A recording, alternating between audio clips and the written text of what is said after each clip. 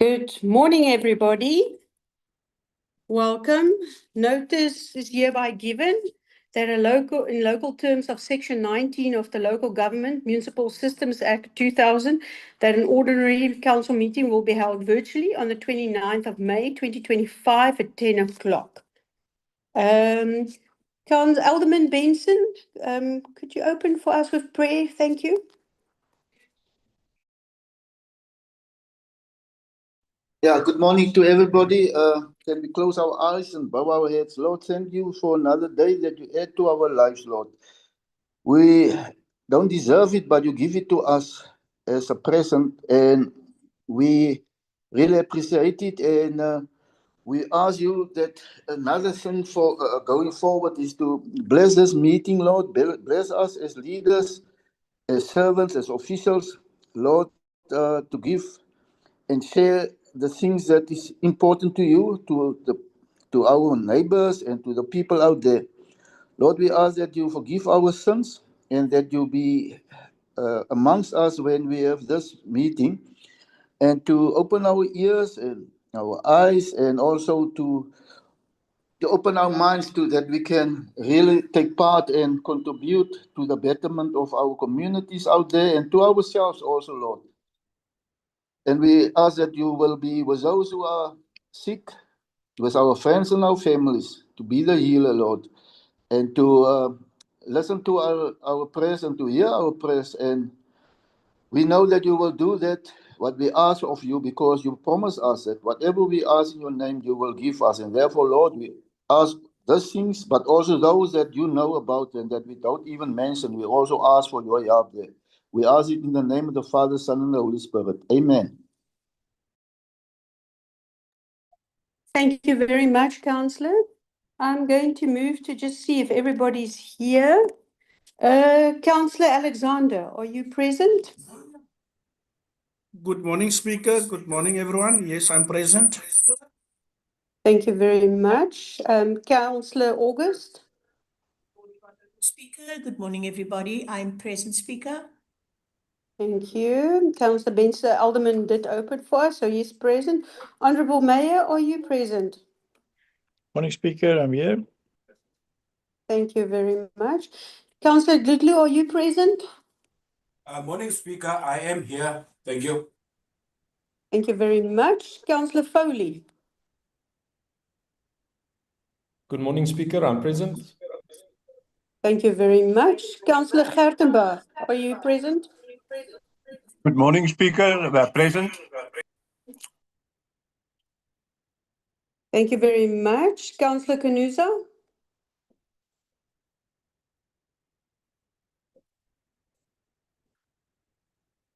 Councillor Canusa, are you present? I will come back again. Councillor Haystack, are you present? Morning, Speaker. Everyone present. Thank you very much. Councillor Heeman?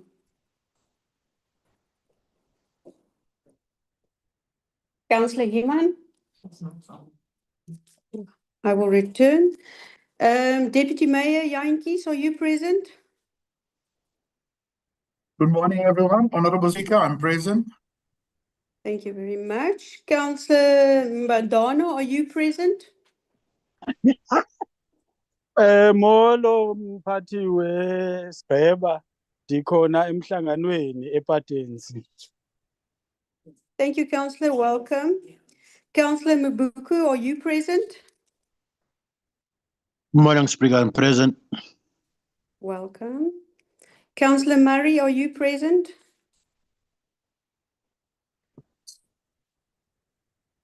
Morning, Councillor Speaker. Morning, present here, Speaker. Morning. Thank you, Councillor. Councillor Nisalani, are you present?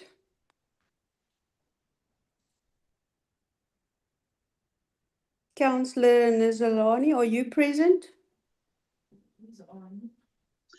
Yes, Speaker, I'm present. Thank you. Thank you. Welcome. Councillor Nichols, are you present?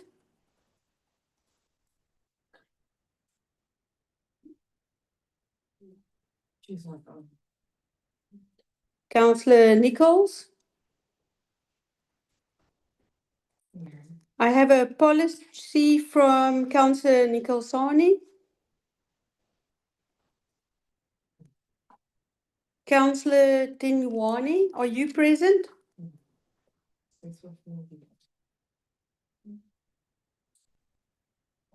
Councillor Tinwani, are you present?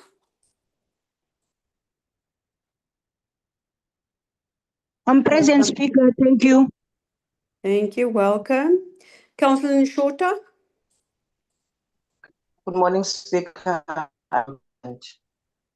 Welcome. Councillor Willie. Thank you. Councillor Willie. Good morning, Speaker. I'm present. Thank you very much, Speaker. On the same vein, I think Councillor Basil Human did drop a message on your emails. He's not well. He's rushed now to the doctor. I think he's got a stomach bug. Thank you, Councillor Oliphant. I have received it. He was tentative, so I was like hoping he could make it. So thank you for that information. Councillor Peterson, are you present? I did receive an apology from him, but just in case. Okay. Councillor Ruth, are you present? I'm present. Thank you, Speaker.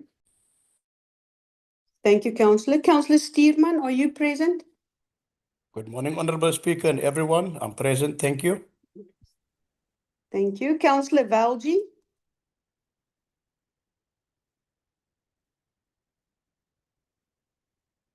Councillor Valji, are you present?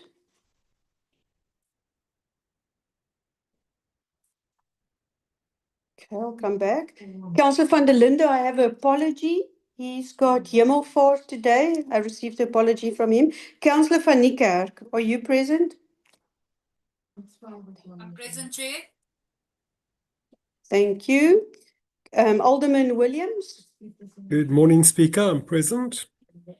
Thank you. Councillor Yali. Good morning, Speaker. Yes, I am present. Thank you. Councillor Jana. Councillor Zana, are you present? Good morning, Speaker. Yes, I am present. Thank you. Thank you very much. Let me move to the officials. Mr. Du Plessis, MM, are you present? Present, Speaker. Thank you. Deputy MM, De Jager, are you present? Present, Speaker. Thank you. CFO Lorgaard, are you present? Present, Speaker. Thank you. Director Makalesi, are you present?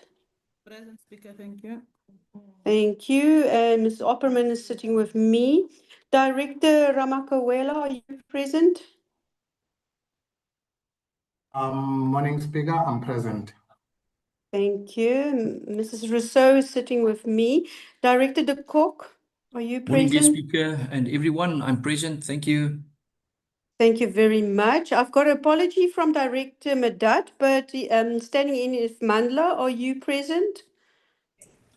Morning, Speaker. I'm present. Thank you very much. All the officials and check. I just want to quickly run to the few people that hasn't acknowledged. Maybe they've come in so far. Councillor Kanuza, are you present?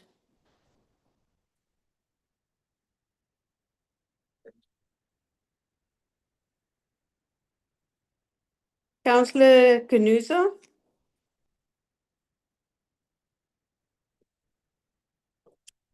Councillor Nichols?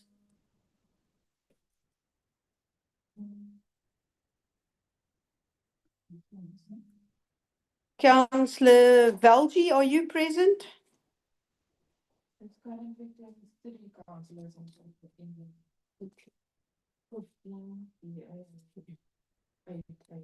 Thank you. Will administration just inform me when somebody else logs on? Thank you very much.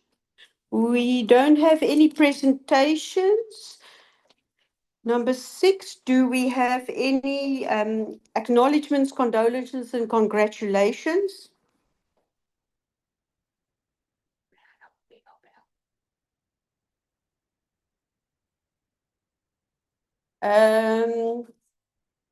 Councillor Gertenbach, I see your hand is up. Thank you, Speaker. In the first place, condolences to the family of Dr. Douglas Gibson, who is a DA stalwart and a political giant. We have sent our condolences to his family. Thank you. That's the first one. And the second one is congratulations to Councillor Nichols with the birth of our first child. Thank you.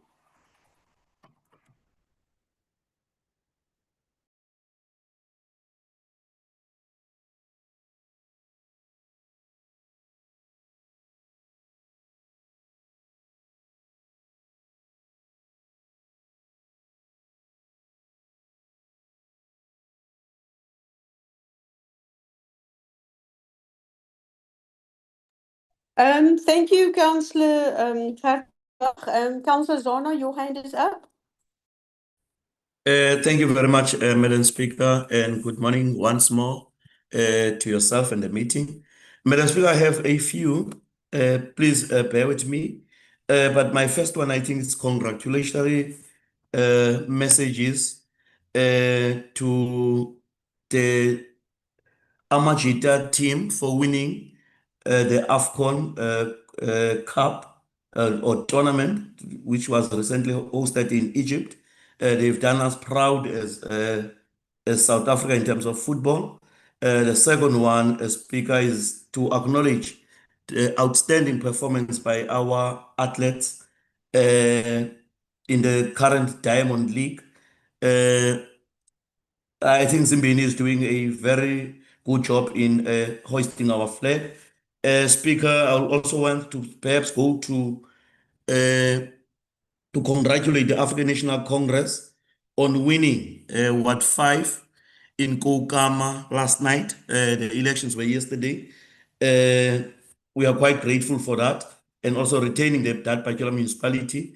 I also want to acknowledge the contribution of the President Cyril Ramaphosa on how he represented South Africa on that Oval Office where we were trying to be ridiculed by the President of the US.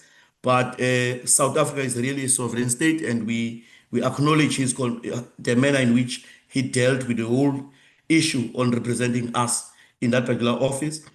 Speaker, I would also want perhaps to wish Mamelodi Sundowns well when they are going to be playing against the Pyramids of Egypt in the Champions League on Sunday. We wish that they are going to win that cup.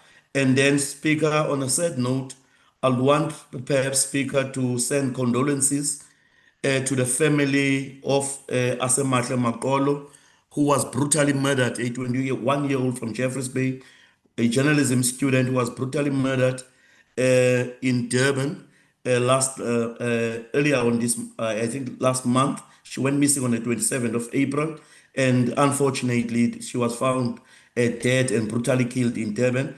We want also to send to all ladies that are getting killed, women that are getting killed, that don't make it to headlines, to say condolences also to their families. Thank you very much, Madam Speaker. Thank you, Councillor. Very sad news. Councillor Benson, your hand is up as well. Thank you, Madam Speaker. Yes, I think there was a few whose birthday was just recently. It's Councillor August and Foley, and also those that I don't mention, who maybe secretly have their birthdays. I want to wish them everything of the best going forward. And then I also want to just say to those who are sick, like Councillor Human and all the others, even those that we don't know, we wish them to recover quickly, and may also that God also help healing them. Thank you, Madam Speaker. Thank you, Alderman Benson. Councillor Oliphant, your hand is up. Oh, thank you very much, Speaker.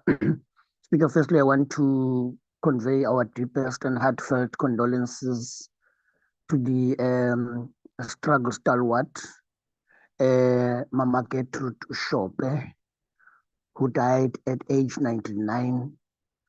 Mama Shope was an anti-apartheid fighter. She was a teacher by profession.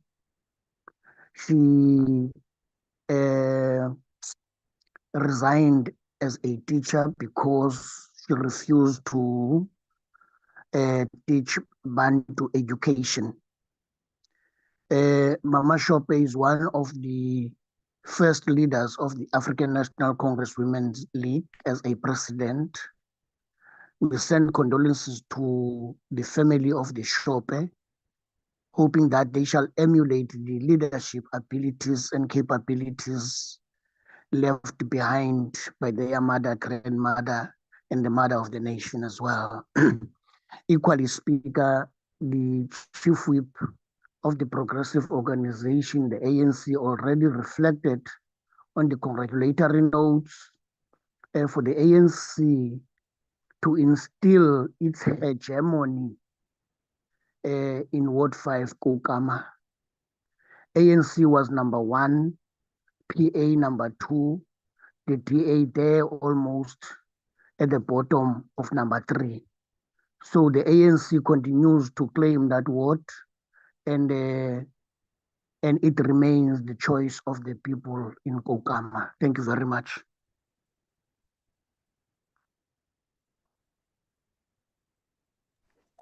Thank you, Councillor. Councillor Mabandana, your hand is up next.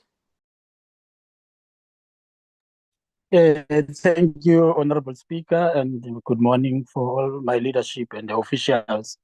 We want to express our condolences as a community of Patensi for the family of Swepu.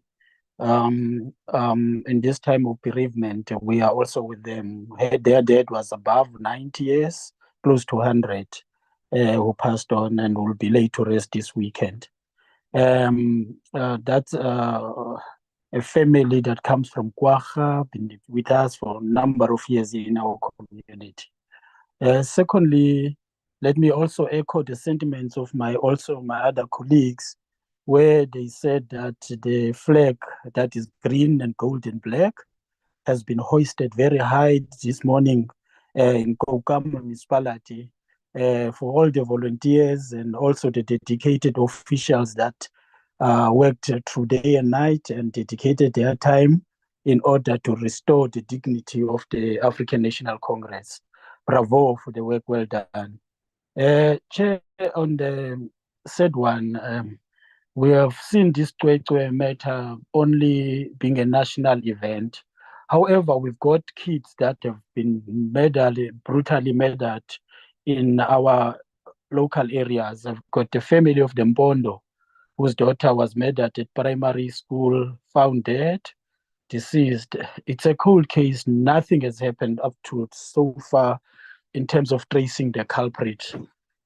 In Kwacha, there was a child, I think at that time she was 7 or 6 or 8 years old, who was playing with her own friends next to the house.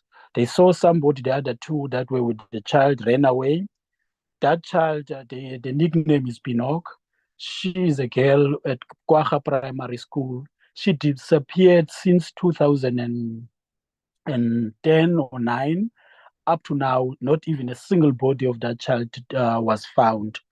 It's also a cold case. And I remember 2014, I was out of local government. Her mom was very frail and ill. She passed me at the street, I think it was Deer Street. She said to me, Msingati, I plead with you. I see I won't make it. But I've just been strong in front of her.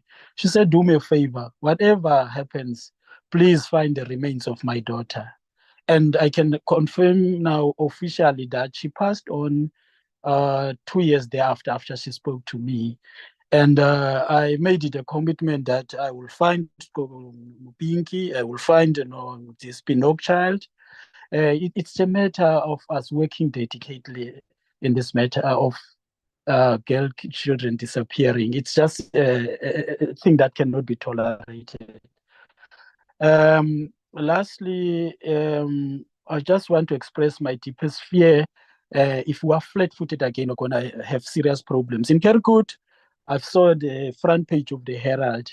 It was a very serious, chaotic environment where foreigners were chased out from the township, others sleeping in Ado police station and so on. And the Premier requested that they should become in the area. I'm requesting Anki, particularly in Patensi, to respond because we need to be given hold so that we can bring all of our committees together so that we can actually take preventative measures and also inform people that are coming from outside in terms of taverns Councillor, and 30 times. seconds Point of left. order, Speaker. Your point of order, Mayor. I'm not sure if the councillor is making a statement or a condolences or congratulations because he's speaking for a long time now on just condolences. It's usually just a short statement. Thank you, Mayor. Councillor, you had 30 seconds to complete your condolences, congratulations and acknowledgements. No, I was congratulating the Premier just for intervening and asking for calm. Thanks very much, Honorable Speaker. But I think you should not be trained how to do your work. The mayor should be calm and not be restless. They should grow up. Thank you. Thank you, Councillor. Councillor Foley, your hand is up next. Thank you, Speaker. Speaker, I just want to repeat the congratulations to Councillor Nichols and her husband with the addition of their newborn daughter. And we hope that she will bring a lot of joy to their family. And then, Speaker, I also just want to give condolences to the family of Kevin Ackerman, who was an employee at Kaga Municipality for many years and that recently passed away. We send strength to his family in this time of grieving. Thank you, Speaker. Thank you, Councillor. Honourable Mayor, your hand is up next. Thank you, Honourable Speaker. I've been covered by most of the congratulations and condolences, but just one last one from my side. I do want to congratulate Woodlands Dairy who is celebrating their 30th birthday, if I can call it that, 30 years in operation in Humansdorp, currently employing over 1,600 people of our residents from Kaga Municipality and indirectly providing jobs to over 10,000 other people through subcontractors or suppliers or other people from our region, which is, and they're really a strong support in terms of job creation and employment and in economic growth in our area. So we just want to congratulate and thank them for what they do in our communities. Thank you. Thank you, Honourable Mayor. Councillor Nizalani, you're the last hand up. Thank you. Thank you very much, Honorable Speaker. Speaker, I want to say condolences to one of my family. There was a twin that was working, was an employee of Kaga Municipality in supply chain there in Kuzwayo in Jeffreys Bay. One of my niece, son is also a twin who passed away last week. Now is following his twin. He will bury him this weekend in Jeffreys Bay. You say condolences on that. It's one of my family. Thank you very much, Speaker. Thank you, Councillor. Thank you for all the contributions. Then I'm moving to item number 7, statements or communication by the Speaker. That's me. I also, Honourable Mayor, members of Council, officials, online guests and colleagues. I also would like to congratulate Councillor Nichols and her husband on welcoming little girl. And I see she is locked in. The administration let me know. Congratulations also to Raino Nell on winning the 2025 Strongest Man competition in the world. It's the first time South Africa have that title. Then the words of the Chelsea Flower Show earlier this month leaves a warm in our hearts. South Africa showcased a diversity of flora that's over 25,000 stems of indigenous plants, including rainbows and cliff-dwelling species, celebrating South Africa as the flower basket of Africa. Rooibos tea bags were used to create a beautiful waterfall within the display. The exhibition's excellence was recognized with a gold medal and the prestigious Lawrence Medal Award that exhibits the best exhibit in the Great Pavilion. That's very significant achievement for South Africa. Well done to all the local people that was involved. Then lastly, I would like to congratulate all 4 men and women relay teams that was performing exceptional in the China athletics earlier this month, that set a few national records and that set the scene for them to perform in September's World Athletics Championships in Tokyo. Thank you very much. Point number 8, statement or communications by the Executive Mayor. Mayor, over to you. Thank you very much, Honourable Speaker. Speaker, if you will allow, I will just stand back for a little bit until we table the budget. My statement mainly speaks to the budget, and I'll do that when we table the budget a little bit later on in the agenda. Thank you. Thank you, Honourable Mayor. Item number 9, disclosure of interest. Any disclosure? I don't see any hands on that. Number 11, minutes of the previous mayoral committee meeting for information. We don't have minutes of those. Then item number 12, confirmation of minutes of the previous council meeting. 12.1, minutes of the ordinary council meeting held on the 31st of March 2025 from page 7 to 37. As members remember, there was a query on the question of what was said, and I did get confirmation from the administration that everything is verified and it is as in the minutes. So I need somebody to propose and second these minutes.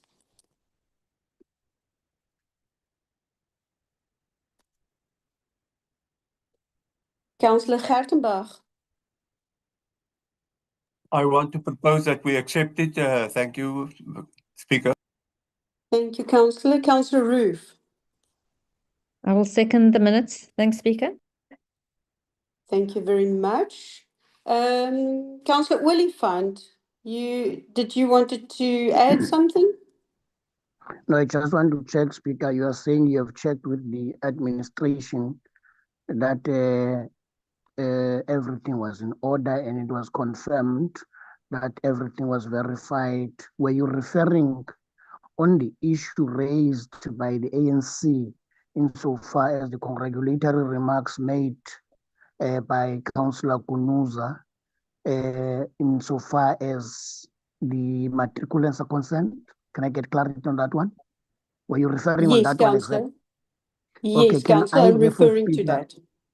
Can I therefore, Speaker, on behalf of the ANC, ask my chief whip to write to you so that we come in and listen to the audio or the recordings of that particular meeting? Will that be in order for you, Speaker? Yes, Councillor, you're welcome to write to my office so you can request to listen to the recording. You're welcome to that. Thank you very much, Speaker. Thank you. Then I move to 12.2, the minutes of an ordinary council meeting held on the 30th of April 2025 from 38 to page 84.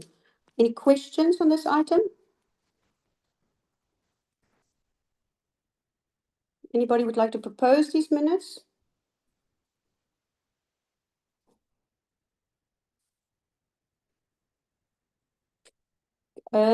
Councillor Foley. Speaker, I will move the minutes. Thank you. Councillor Gertenbach. I want to second, Speaker. Thank you very much. Then I move over to item number 13, reports of committees of council. I didn't receive on any of 13.1, 13.2, 13.3, 13.4, and 13.5. I haven't received. I have written to different committees so we can get some reports in our future council ones. Didn't receive on that. Then I move to item number 14, report back from Minimec. I also didn't receive any reports on that. Then I move over to item number 15, reports of the Office of the Municipal Manager. And then I'm going to give over to MM to present your item. Thank you.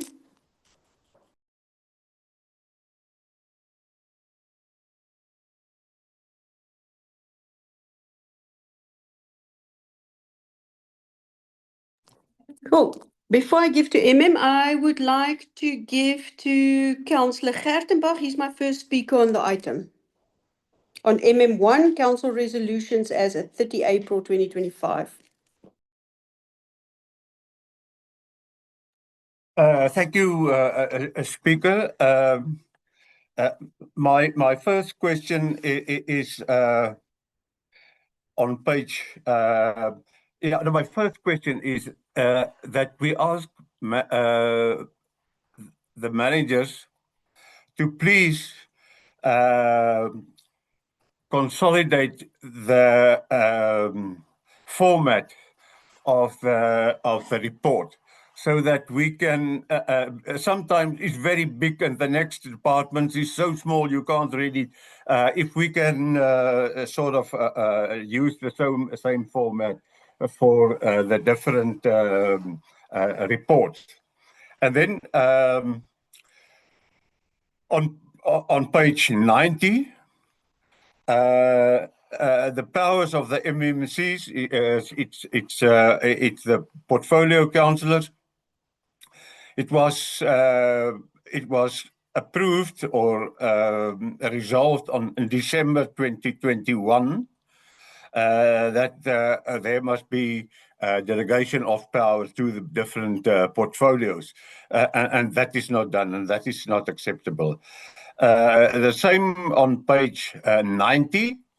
The grant in aid policy, it was decided that it must be reviewed in December 2022, yeah. And that is still not done. Speaker, that is just not acceptable. That is 3 years ago. And we're still sitting with that on the report. Thank you, Speaker. Thank you, Councillor Gertenbach. Councillor Haystack, you my next speaker on the item. Thank you, Speaker. I'm on page 90. It's just on the golf course. I think there was resolutions taken after that decision on 1907 MM4. So I just want to ask the administration if I'm correct that they just update the new decisions on the golf course. Thanks, Speaker. Thank you, Councillor. Councillor Zana, you my next speaker on the item. Thank you, Madam Speaker. Mine perhaps is only one, Madam Speaker. That was on page 90. I think Councillor Gertenbach have raised the issue of the granting aid. And also, I'm not quite sure, Speaker, I'm having a tough time today because my agenda is not showing. I'm having a blank screen when I'm trying to scroll down to the items where I wanted to talk to. But also the issue, maybe just to get clarity on the issue of the SMME forum, how far are we in terms of that one? Thank you very much, Madam Speaker. Thank you, Councillor Zana. Councillor Yali, you the next speaker on the item. No, thank you very much, Speaker. Speaker, I'm with Councillor Umadala on the issue of the format of this item. If only we can have one format, because we're in different departments. It's some we cannot view it properly, so hence it gives us a disadvantage in terms of engaging the item. Councillor Zana has covered me on the issue of the SMME forum in terms of the progress update. The other one, Speaker, is item on page 99, item 2022-04, INE 9. Speaker, to my side, it looks like we are fighting a losing battle in terms of the copper theft and the illegal connection. So I just wanted to check, Speaker, if we do have a program in terms of trying to deal with this matter. If only we can have, Speaker, a standard program, a continuous program, where we have a schedule with subs that on this day we are going to have attending to the illegal connections. So if we can have just a program with them, because there's an issue now where we'll have law enforcement together with our electrical department. They will say, no, on their side, they are ready. But on the side of subs, they are not ready. So if we can have a dotted or a registered program on where to visit in terms of attending to this illegal connection, you just need that program on record, Speaker. The other one is on page 100, Speaker. The progress update in terms of the transfer of the Thornhill network to Coega municipality. As we all know that the people of Thornhill are suffering with this. If only we can have control of the network as Coega municipality so that we attend to their issues. Thank you very much. Thank you, Councillor Yoli. Councillor Oliphant, you the next speaker. Oh, thank you very much, Speaker. I'm covered. Thank you, Councillor. I'm not sure if you would like to answer or give it to the relevant departments. Thank you, Speaker. I'm going to start off with the CFO. That he just gives us feedback there on the grant and aid policy. And then we'll move on to the next directors to answer. Over to CFO. Thank you, Speaker. Good morning, all councillors and colleagues. With regard to the grant and aid policy, we are in the process of reviewing it and finalizing it together with all the policies linked to the economic development side. So there is about 4 or 5 policies that will be coming through soon to the policy workshop. Then the next one for me was the SMME forum. There was a quarterly report that was submitted to the council, I think, at the last meeting, which obviously indicated all the support that is being given to the SMMEs. I have indicated in the update that once the strategy is approved by council, then we will develop the manner in which SMMEs will be supported. I also indicated that forum is normally for distributing information. We are currently distributing information to SMMEs on all issues that do come forward and needs their attention. So a lot of work is being done within that space, but we'll definitely come back with, as part of the policy, what the intention is. Thanks, Speaker.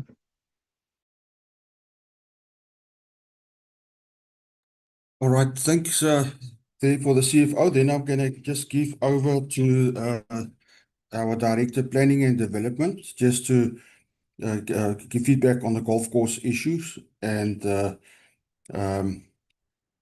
then on the, I think that's the only one relevant to the planning and development, and you can just give feedback, on the golf course. Good morning, everyone. Thank you, ma'am. I think the councillor may have been referring to the initial resolution. If you look at the council action sheets, you realize that some of the items carry over. It's like you will get an old resolution, it will not have been removed, but the same resolution, if an item was brought back to council, will be captured separately. But he was referring to page 90. I believe the new resolution is talking to is further down on the agenda, on the action sheet. We'll just look, and if not updated, we'll update. But we did update all the items. It's just that they duplicate. If it was an old resolution, then when it comes back to council, we capture it again. But we will definitely update. If not, I'm convinced it's done. Thank you. Okay, then I'd just like to answer on the consolidated report and the powers of the mayoral committees. That report has been completed and has been referred to the Mayoral Committee, which it will be then pulled through to council from the Mayoral Committee. Then, with regard to the illegal connections and this Thornhill network transfer, I'm going to ask Mandla just to give a bit of feedback there. Mandla, as the latest progress that we are having, I know we've been, both of these issues have been giving us problems and difficulties to sort out, but they've been making some progress there. Mandla, can you give feedback there on the latest news there? Thanks, MM. Good morning to everyone. I will start with the Thornhill. Currently, we managed to purchase a transformer from NMB. The transformer has been installed. The outstanding now, we are waiting for the beneficiary list and also proper planning how we're gonna electrify those residents there. Beneficiary, I'm talking about Jokesville. So there is a progress. The transformer has been installed. It's just a matter of now to get a beneficiary list and start to do a planning how we're gonna electrify those residents. So under for cable theft, as Councillor mentioned that as a department we are trying our best, but the delays sometimes come from the South Africa police. We found that sometimes we schedule a date and we found out they say they don't have a time for that. We must reschedule it. But internally, electrical department and also law enforcement, we always available to do that. It's an issue now. We can just arrange something like where we can speak to what you call South Africa police to have a schedule how we're gonna attend this, as a councillor suggested that. Thanks, MM. Thank you. Then just on the format, I'm going to just give the Deputy MM chance there just to give his comments on the format. I know we've been talking about it and working towards trying to develop a new format. If the Deputy MM can just perhaps give feedback on when we'll be implementing. Thank you, MM. Yes, we're busy addressing the matter, Speaker. We will also further look to streamline the format. However, it must be noted we are moving with the collaborator system, which will capture all council resolutions as well as council agendas. So we're also moving ahead with that, and hopefully we will have major strides by the end of June. So we are busy forging ahead with that, Speaker. And then in terms of the current format, we will streamline that. We are proactively trying to change and to enhance it. So we also take note what the councillors have raised, and we will address it. But also hopefully very soon, this will also be a matter of the past, as this agenda compilation, minutes, etc., will be automated through the collaborator system. Thank you very much. Speaker, I believe I've answered all the questions. Thank you, MM. Anybody on a clarity question?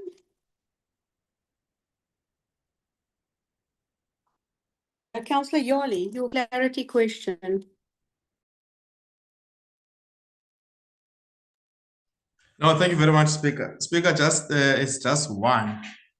It's again on the issue of the transfer of network of Thornhill.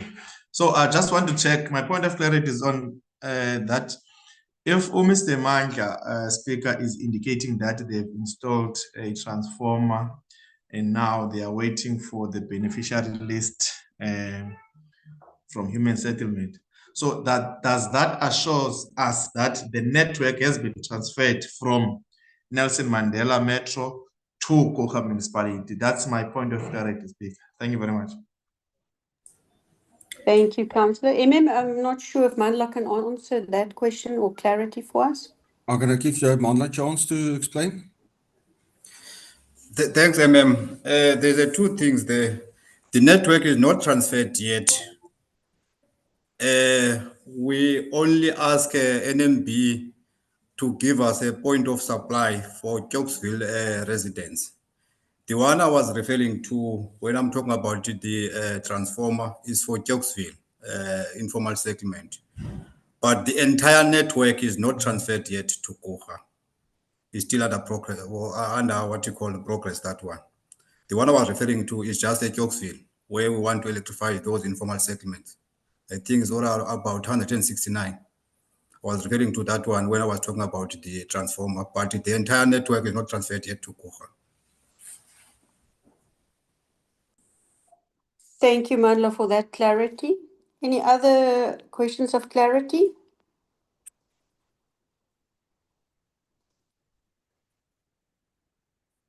I don't see any other new hands. So I don't have any objections of this. This is for noting. Then I move over to the next item, MM2. Over to you for MM2. Thank you, Speaker. Our next item is on page 114. That is 2505 MM2. That's the adoption of the annual reviewed 2025-26 Integrated Development Plan. And the pages for this document is 114 to 587, and the recommendations are on page 117. Thank you, MM. Councillor Zono, you my first speaker on the item. Thank you, Madam Speaker. I was going to request for a caucus, Speaker. Thank you. Yes, Councillor, I will admit a 5-minute council break for caucus. Administration, could we please break into caucus rooms? Thank you. 5 minutes.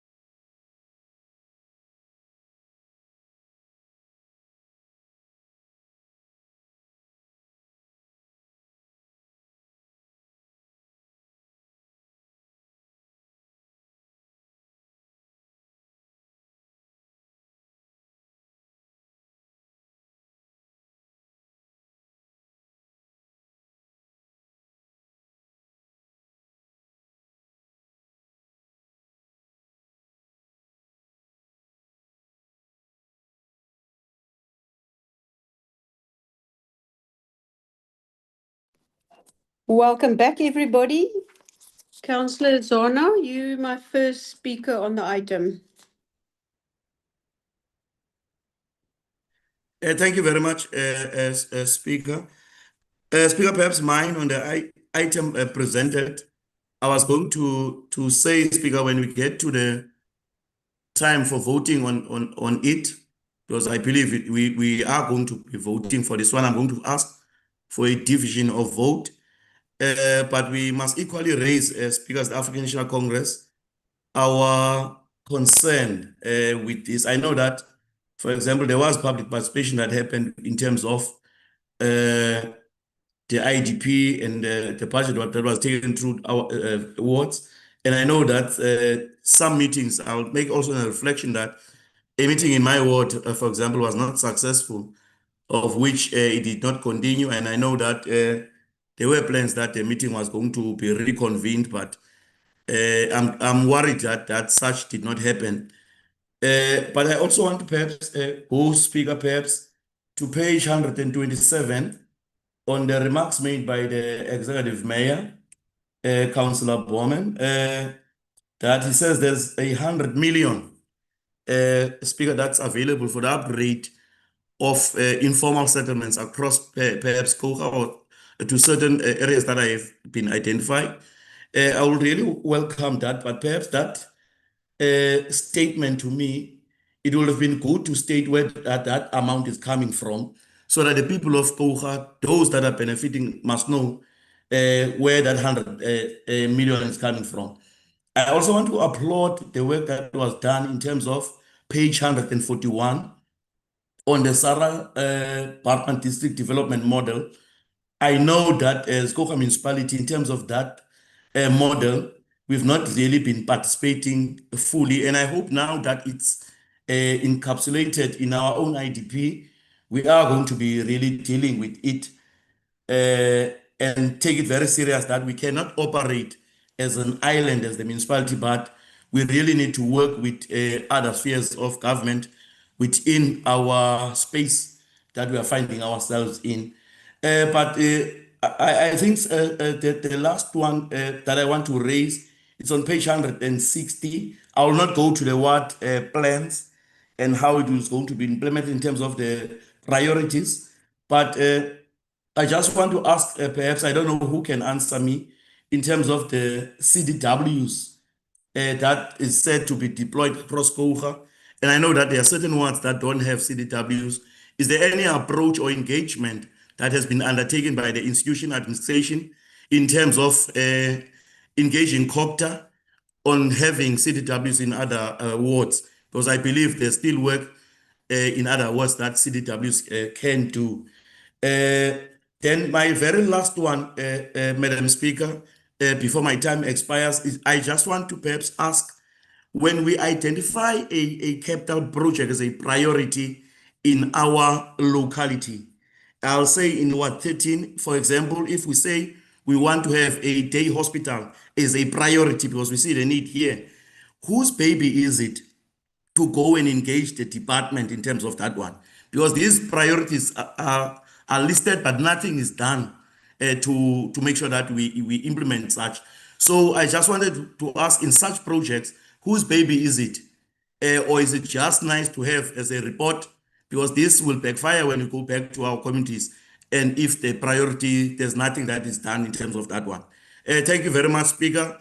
And I think I've asked you, Madam Speaker, that when we're voting for this, that we do a divisional vote. Thank you very much, and will not be in support of this one as the African National Congress. Thank you, Speaker. Thank you, Councillor Zana. Councillor Oliphant, you my next speaker on the item.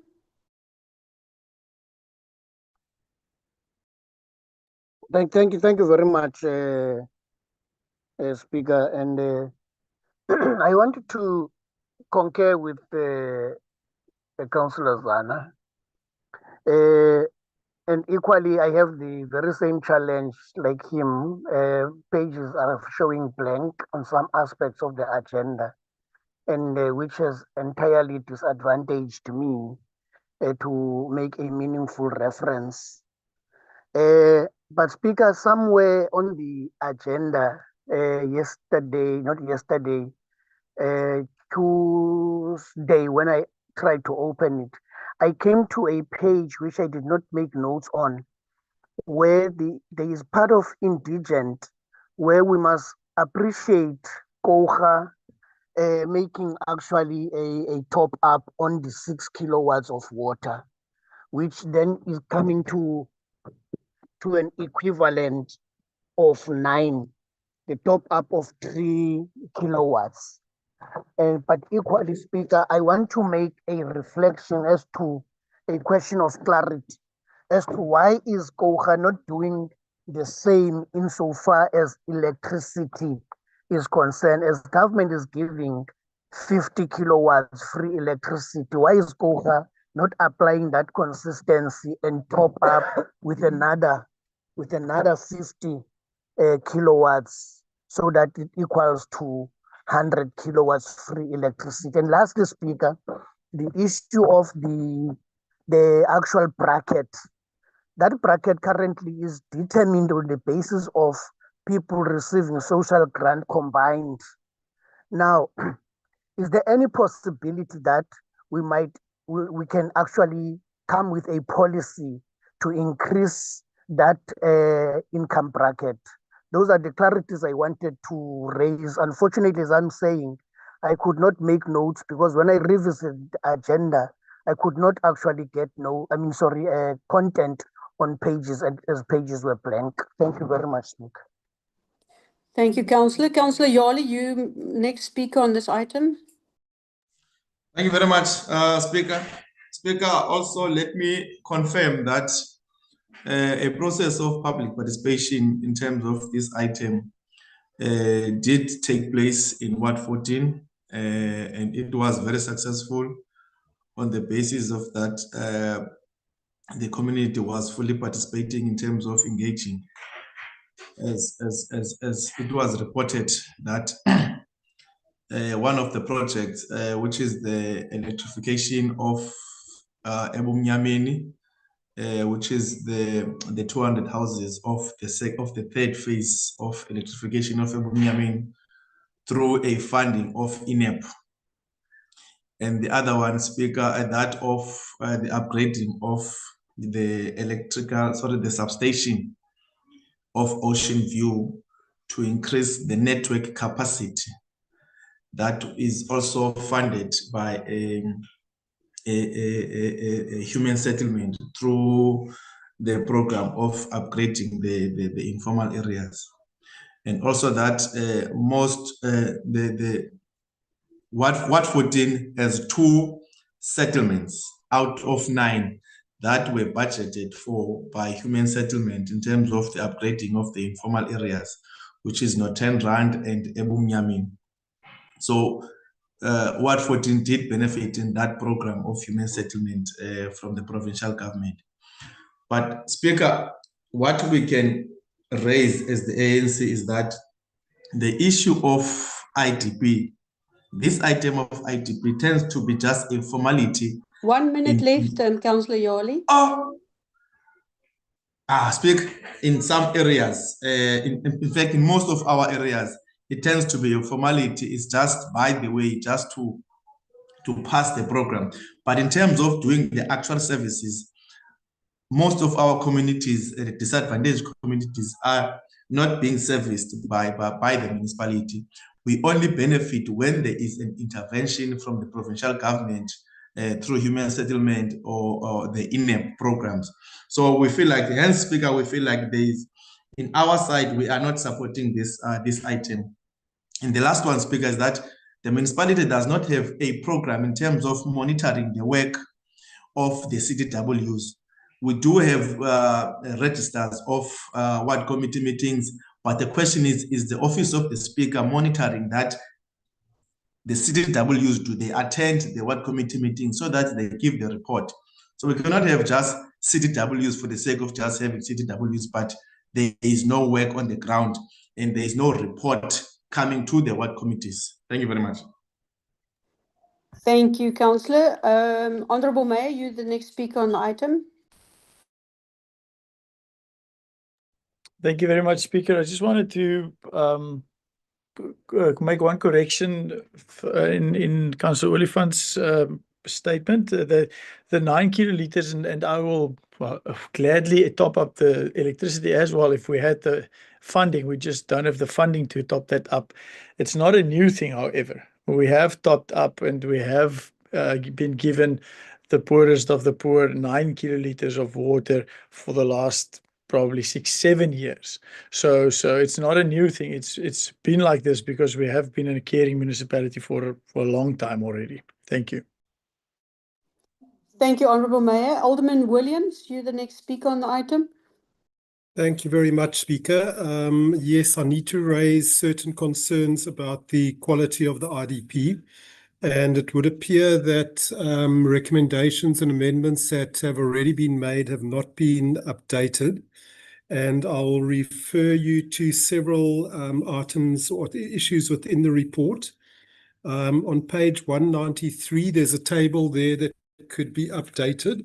It mentions meetings up until, I think, February and yes, up till January. So February onwards haven't been included.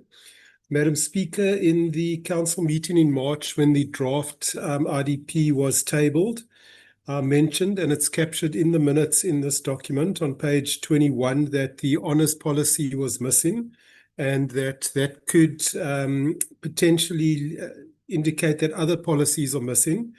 Unfortunately, that has not been looked at all by the administration.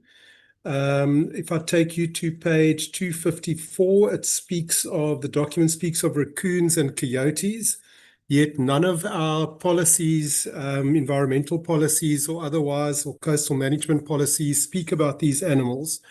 The concern of the municipality is more about sharks, which appears in the coastal management plan, as well as the dolphins, seals, and whales that occasionally wash up on our beaches.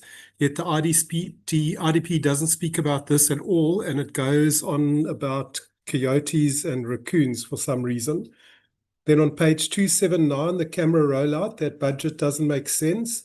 Page 307, we need a breakdown of numbers per town as well as the percentage. Then on page 346, I think it mentions 3 wind farms. What my understanding is we have about 6 in Coga. Page 365 makes mention of a 7-day tender, which in an annual report like the IDP doesn't make much sense. And then on page 478, coastal erosion is not highlighted as at a risk at all. And with it being one of the primary risks facing the municipality, this was even raised in the previous council meeting when the draft spatial development plan got tabled, where we spoke about the setback line being an issue, yet the IDP is silent on it. So, Madam Speaker, my proposal then is that we add a 10.5, that all amendments already recommended be included in the IDP, and that any additional amendments be submitted to the Office of Speaker by the end of business tomorrow, so that the IDP can be properly updated and thereafter submitted to the community as well as the relevant government structures. I therefore make this proposal, Madam Speaker. Thank you. Thank you, Alderman Williams. Councillor Gertenbach, you're the next speaker on the item. Thank you, Speaker. I was sort of covered by Councillor Williams, and the problems that I had was covered, and I have already sent a notification to you about the problems that I have. But I want to support Councillor Williams in the recommendation, the third recommendation that he wants to put on the table. Thank you. Thank you, Councillor Gertenbach. Councillor Ruth, you my next speaker on the item.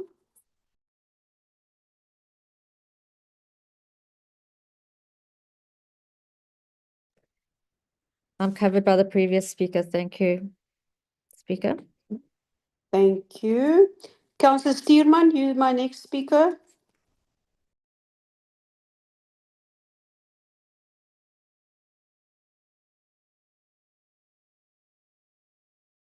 Good morning, Speaker, and good morning, everyone. We are on page 370. 370, with regards to the with 7 priorities on the IDP. With the street lights, it states completed, but I have to disagree. It's totally incompleted. I did wrote an email to the relevant stakeholders and informed them with the specific areas which were not covered by the subcontractors of Eskom, because in the past we did experience with subcontractors being doing electrification works in our areas, and we're still struggling up until today with either faulty or incomplete work. So I thank you. Like I said, I did wrote an email to the relevant stakeholders, and I did receive reply this morning already. Thank you very much. Thank you, Councillor Steeman. Thank you all the speakers. Councillor Zana, I take note of your deviation of vote. We will have to go to a vote. And I've also noted that we've got 10.5 and we had a proposer and a seconder on this. I'm going to give over to the MM with all the other questions. Then he can ask the administration to answer. Thank you. Thank you, Speaker. Just on the process for the IDP, we publish the IDP and it goes out, and we do the IDP in all the wards, and we ask for comments. And there's a closing date for the comments. I've taken note of the council's additions that we'll make, and we will implement them if council so resolves. Then just the process as far as how we take priorities from other departments through to higher levels. That's done through a couple of mechanisms. One of them is our intergovernmental relations framework and IGR meetings. And secondly, also, we're part of the district forum, where all the departments are also represented, where these information are then also passed on. So those are the primary methods of where we drive these projects that are not specific to the municipality. And in some cases, we actually do write letters and bring the issues up to the departments. So that's just on that process as far as that is concerned. I don't know if there's anything else that I have not covered at this stage. We've taken note and we will make those amendments if council so resolves. Thanks, Madam Speaker. Thank you, MM. Are there any clarity questions or any other additional recommendations? I don't see any other hands up. Councillor Gludlu. Thank you, Madam Speaker. Just follow up to Ward 6 on page 369, the mentioned street lights being completed in Ward 6 or street names, and that is not true. So I'd like that correction to be done, please.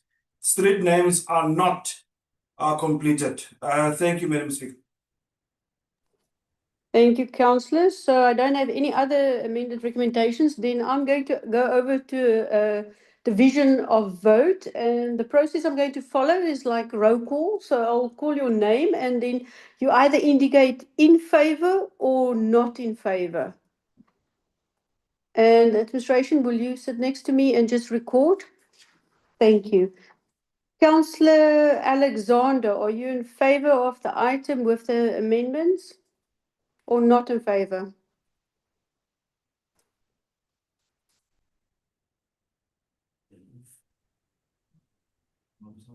Speaker, can you hear me? Yes, I can hear you, Councillor Alexander. Councillor Alexander is in favor. Thank you very much. We have recorded it. Councillor August, are you in favor or not in favor of the item with the amendment recommendations? I, Councillor Cynthia August, in favor, Speaker. Thank you very much. Councillor Benson, are you in favor with the recommendations amended or not in favor? I, Daniel Benson, born George, is in favor, Speaker. Thank you very much. Honourable Mayor Borman, are you in favor or not in favor? I, Councillor Harting Borman, in favor. Thank you. Thank you very much. Councillor Gludlu, are you in favor or not in favor? In favor? Thank you. Councillor Foley. I'm in favor, Speaker. Thank you. Councillor Gertenbach. I, Madala Gertenbach, is in favor. Thank you. Thank you, Councillor. Councillor Ganuza hasn't logged in yet, so she's not here. Councillor Haysek. Thank you, Speaker. I, Councillor Fani Heistek, in favor. Thank you very much. Councillor Himan is not present in this meeting. Deputy Mayor Jantjies, are you in favor or not in favor? Honorable Speaker, if I'm audible, I am, the item as amended. Thank you. Thank you very much. Then myself, Speaker, I'm also voting. I'm in favor with the amendment 10.5 amendments. Thank you. Councillor Bandana, are you in or not in favor? Vehemently and unapologetically so against it. Thank you very much, Councillor. Councillor Mbuku, are you in favor or not in favor?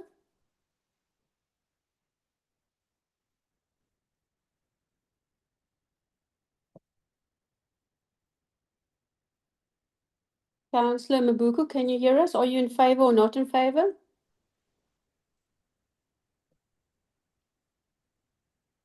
I will come back to this councillor. Councillor Murray, are you in favor or not in favor? Speaker, yes, in favor. Thank you very much. Councillor Nisolani, are you in favor or not in favor?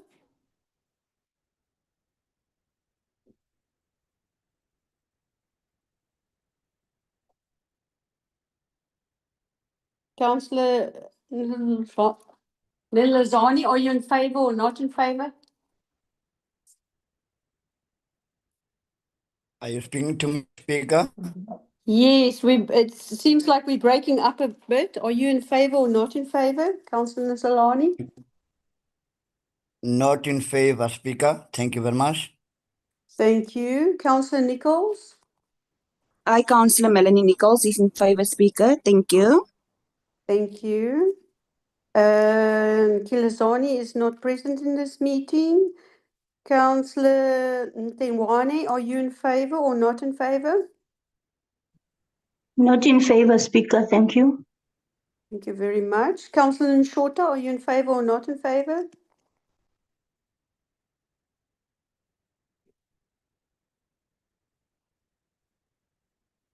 Councillor Nshota? Not in favor, Speaker. Thank you very much. Councillor Oliphant, are you in favor or not in favor? Thank you very much, Speaker. Speaker, the first thing you need to correct a division of vote, you call your full names and surname. So most of the people that have voted here, it's zero voting. The meaning of a division of vote says, I, Pumzile Oliphant. You don't just say not in favor or in favor. So I am pleading, Speaker, next time you workshop and explain to all councillors the meaning of a division of vote is to mention your name on record that you are against or not, sorry, you are against or in favor. So I, Pumzile Oliphant, am against the skewed documentation that is always put in front of this council. Thank you very much. I equally ask you, Speaker, to make a determination whether you're gonna count those votes that have just said in favor or not in favor. Councillor, I'm going to count them, but we will train all the councillors next time to say their names. I'm moving to the next councillor. Councillor Ruth, are you in favor or not in favor? Thank you, Speaker. Councillor Shenaruth, I'm in favor. Thank you. Thank you, Councillor. Councillor Stierman. Thank you, Speaker. I, Councillor Gregory Stierman, are in favor. Thank you. Thank you. Councillor Velji is not in this meeting. Councillor van der Linde is apologized. Councillor van der Linde, van Niekerk. Apologies. Are you in favor? Councillor van Niekerk in favor, Speaker. Thank you very much. Alderman Williams. Councillor Williams are in favor of the recommendations as amended. Thank you. Thank you. Councillor Yali. Hi, Councillor Zwandile Yali, I am not in favor, Speaker. Thank you, Councillor. Councillor Zona. I, Vuyani Cornelius Zana, I'm not in favor, Madam Speaker. Thank you. Thank you. I'm just going back to Councillor Mabuku. Are you in favor or not in favor?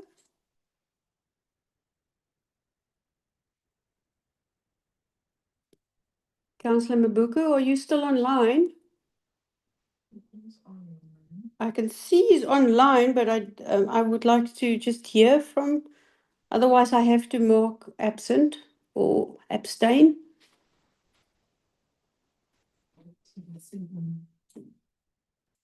Councillor Mabuku? Okay, I'm not getting an answer from Councillor Mabuku, so we're going to mark councillors abstaining. Administration, could you quickly calculate for me the numbers?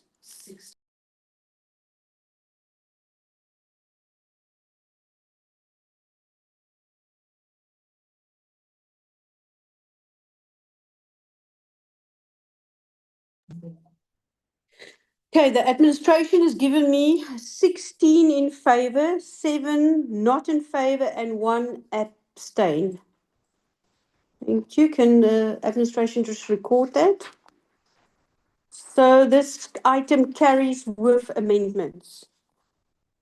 Thank you, everybody. Then I move to the next item, MM3. MM, over to you. Thank you, Madam Speaker.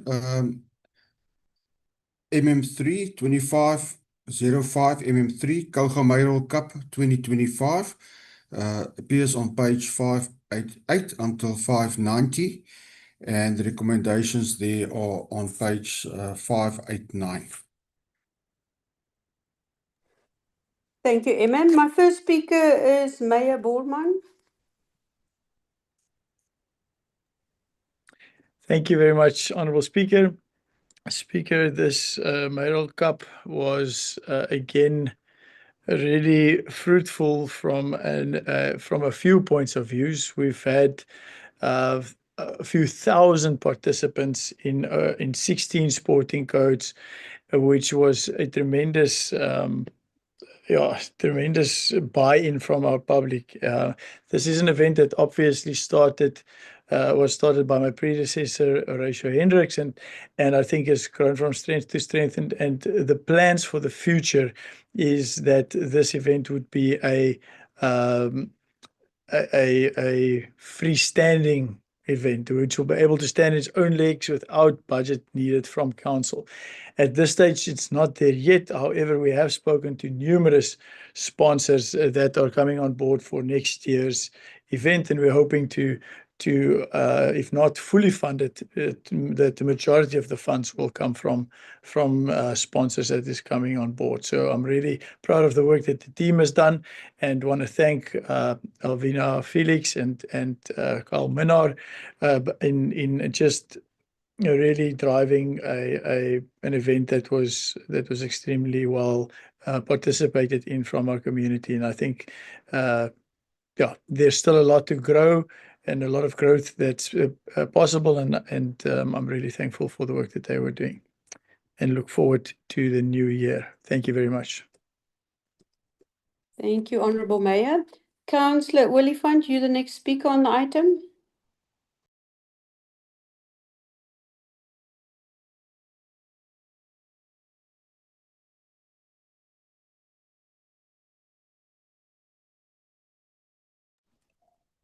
Councillor Oliphant, can you hear me?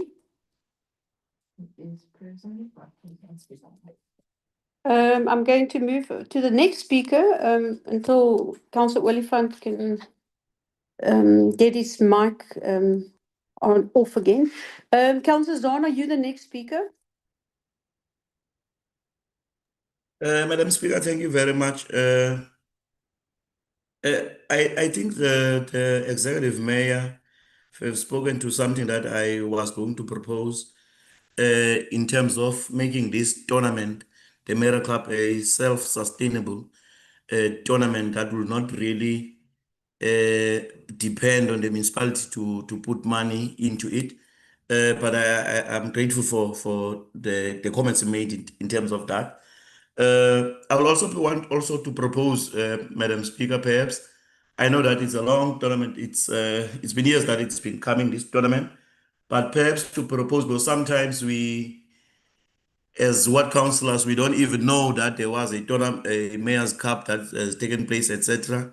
It will also be nice in terms of, not just nice, but good rather, for the tournament to go to different towns of Kouga, where it's going to be played, so that there is a sense of social cohesion that we are trying to unify our people through sport in Kouga. So I think that will be my comment, Madam Speaker, on this one.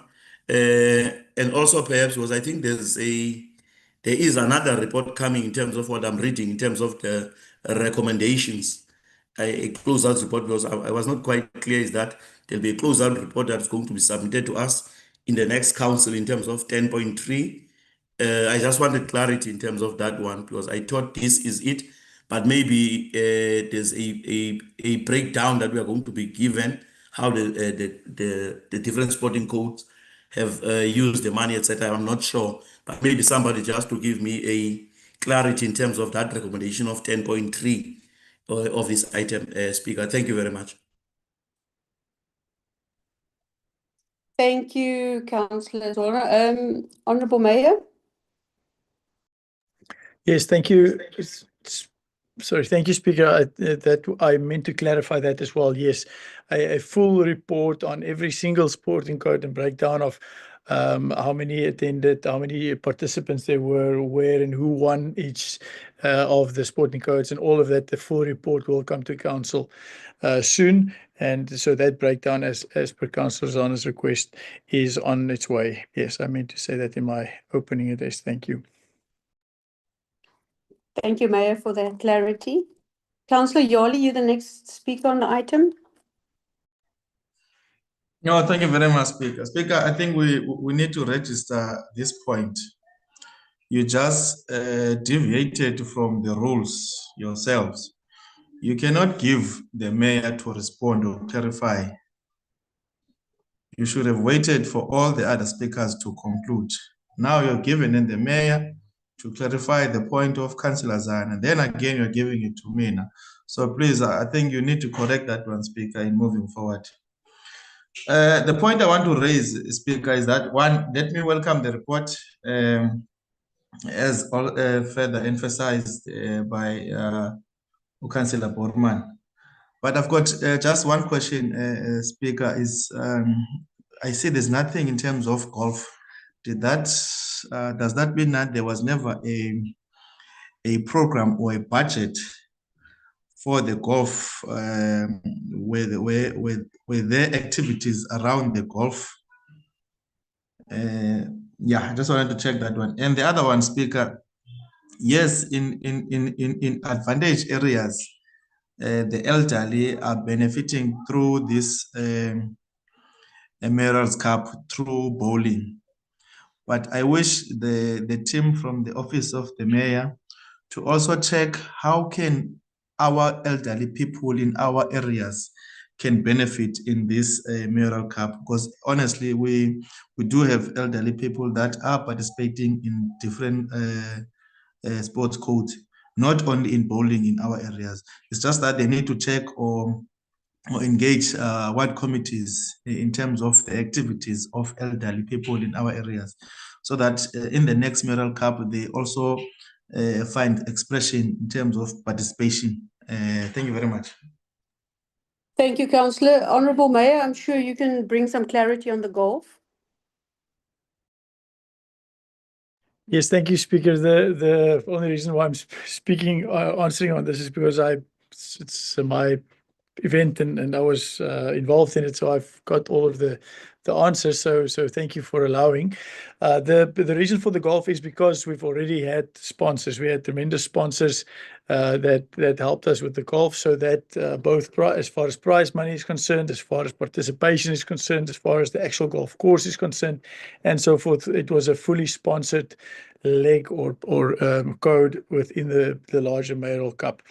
And then we'll definitely consider the ages of or addressing what Councillor Jari has suggested. However, I do want to also say bowling is definitely not only for the elderly. There's some really young people that also participate, which is quite exciting. Thank you. Thank you, Honourable Mayor. Councillor Oliphant, you on my list. I just want to check if you've figured out the problem with the audibility.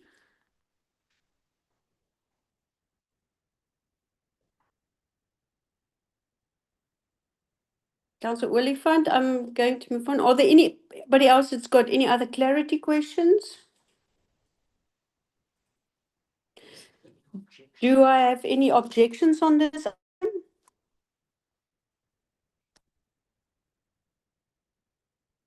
I don't see any. Thank you. Then this item carries. Thank you very much. Then I'm going to move to item number 16, reports by the Office of the Deputy Municipal Manager, DMM1. Mr. De Jager, I'm going to give over to you. Thank you, Madam Speaker. This is an item on the establishment of a composition of the committees of council. The item is for noting to council, and the recommendation is on page 597 and going down to page 600. Thank you, Madam Speaker. Thank you very much. Councillor Zorno, you're the first speaker on the item. Thank you, Madam Speaker. No, mine is just to note it. Thank you very much, Speaker. Thank you. Councillor Yali, you're the next speaker on the item.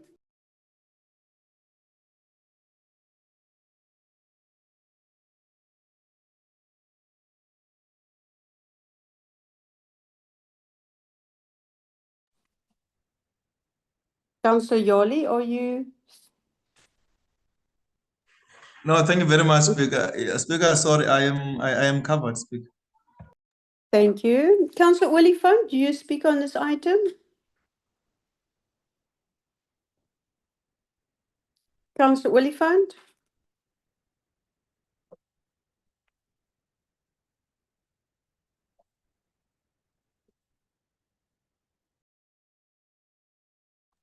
Speaker, can you hear me now? Yes, I can hear you, Councillor. You speak on this item. Yeah, Namantok, Speaker, I've been struggling with this gadget, you know. Don't you have an old phone to sponsor me, please, man? No, thank you very much, Speaker. I am covered. Thank you very much. Thank you, Councillor Oliphant. Then this item is for noting. Thank you very much. Then I'm moving to 17, matters dealt in terms of delegated authority by the Executive Mayor. Reports by the Portfolio Committee's chairpersons. Reports by Chairperson Finance and Economic Development. I'm going to give over to our Honourable Mayor to present the items. Thank you. Thank you very much, Honourable Speaker. I'd like to table the budget, and in tabling so, just make a few statements. Honourable Speaker, members of council, councillors, mayoral committee members, our our directors, other staff here, and also our residents watching and listening online. And residents of Coega. It gives me great pleasure to put this budget to council for the 25-26 financial year today. This is a momentous occasion as it marks the largest budget ever tabled before council in Coega Municipality's history. It is a budget that is rooted in our unwavering commitment to service delivery, infrastructure development, and the continued upliftment of our communities. As we reflect in our journey, I'm On our journey so far, I'm reminded of the 2014-2015 budget, which is now 10, 11 years ago. A total amount of 652 million rand was the size of the budget then, of which 33 million went to capital expenditure and 619 million to operational needs. In contrast with our current figures, it demonstrates how far we've come and how bold our ambitions have grown.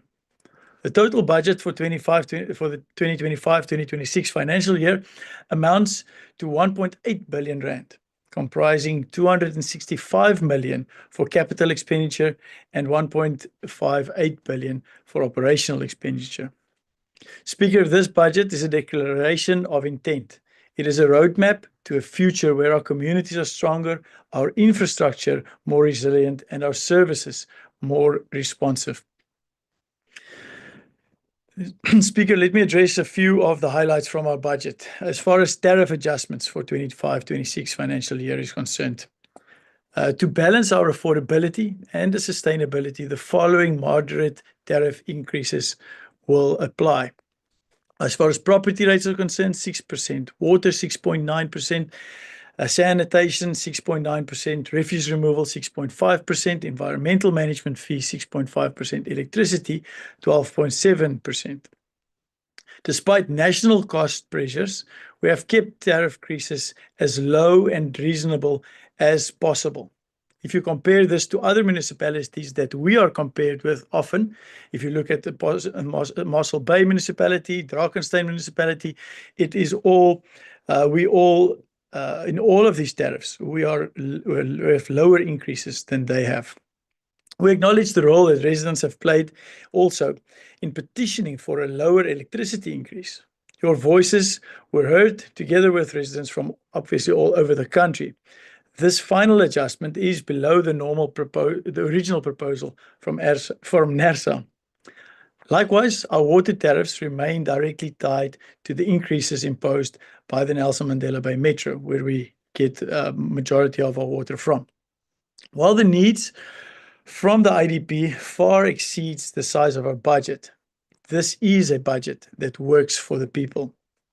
It balances growth with responsibility, ambition with realism, and service delivery with sustainability.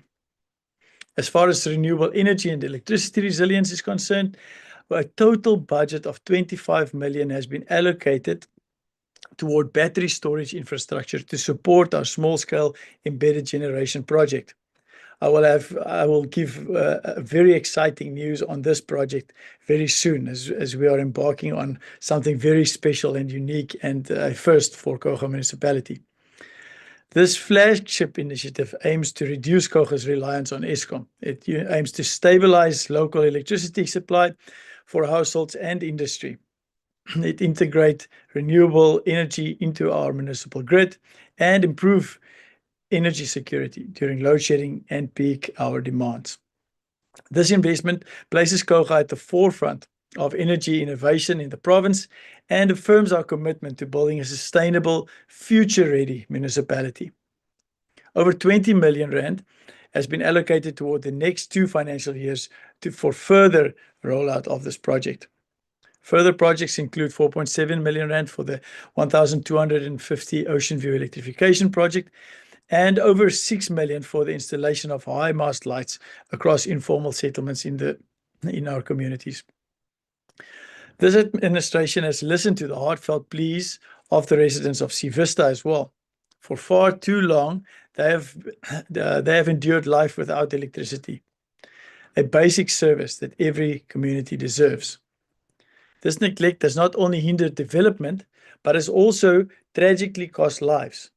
In response, and through a strong partnership with the Minister of Public Works, Minister Dean McPherson, we are proud to announce that the electrification of Seavista will finally become a reality. And this project is kicking off as we speak. Speaker, as far as human settlements and informal settlement upgrades are concerned, that was alluded to earlier in this council meeting as well. This budget reinforces our commitment to restoring dignity through improved living conditions. Key allocations under this priority include 20 million rand dedicated to the upgrading of informal settlements. Over 2 million rand allocated for Quantum Zambu, and specifically for water and wastewater. Close to 3 million rand for Ocean View as far as formalization is concerned. Almost 2 million rand for Donkerhoek as far as formalization and specifically electrification is concerned. We have declared 2025 as the year of progress for this vital program. This is not just a financial commitment, it's a social contract to ensure that all residents, regardless of where they live, can have access to basic services and live in a safe, dignified community. Speaker, water and sanitation infrastructure is also critical. Nearly 7 million rand is earmarked to upgrade the Quantum Zambu wastewater treatment works, which will be finished, concluding in August. And I'm very excited about that project coming to an end, which is a really key project for us from water and sanitation point of view. Over 5 million rand for the upgrade of the Chilmarcus bulk water reservoir and pipeline. Almost 7 million rand for the upgrading of the Lurik sewer pump station. 2 million rand for the refurbishment of the Hankie wastewater treatment works, which is also critical. 1 million rand dedicated towards St. Francis Bay groundwater supply and others. I'm mentioning just some of the highlights here today, Speaker. From a safety and security point of view, which, by the way, is still a function of the South African Police Services. But as a caring municipality, as a municipality that we need to take responsibility also and very committed, very strong stance against crime in our municipality. And as part of Coega municipality's commitment to build our communities and make our communities safer, we are investing a total of 6.5 million rand in safety and security infrastructure over the next 3 financial years. This investment will significantly expand our CCTV surveillance network across identified crime hotspots in the municipality. In the current financial year, 1 million rand has been allocated towards the installation of new security cameras. A further 1 million rand has been set aside for the extension and expansion and upgrading of our incident command center in Humansdorp, ensuring faster response times and better coordination in emergencies. These measures form part of our broader vision for a safer Coega, one where residents, businesses, and visitors feel secure and protected. Speaker, I'm almost done, but as far as our crucial road and transport infrastructure projects are concerned, I'm proud to announce the expansion of our 200 million rand road reseal project, the largest infrastructure investment in our municipality's history. This vital project is being rolled out to ensure that tar roads are resealed in every town across Coega municipality, improving road safety, accessibility, and mobility for all our residents. By upgrading our road network, we are not only enhancing daily travel conditions, but also unlocking economic opportunities, attracting investment, and enabling local businesses to thrive. Well-maintained roads are essential for the efficient delivery of services, the safety of motorists and pedestrians, and the overall growth of our local municipality, our local economy. Speaker, perhaps I should just pause here and also mention that we have several provincial roads, among which the R102, the Gama Road, St. Francis Road, St. Francis Street in Jeffreys Bay, and a few others in a few of our other towns as well. And these we are continually addressing the state of with the provincial government, and is critical as well, obviously, in this process. We can, however, not do much about that, even if we allocate budget to it. This expansion of our roads project, our internal roads project, demonstrates our ongoing commitment to building a connected, safe, and economically vibrant Coega for today and for future generations. Additionally, 13.5 million has been allocated to gravel to tar upgrades in the most critical areas of our region. And this is just for the first financial year, or for this coming financial year. We are proud that now more than ever before, our IDP, our Integrated Development Plan, informs our budget, which in turn informs our service delivery and budget implementation plan.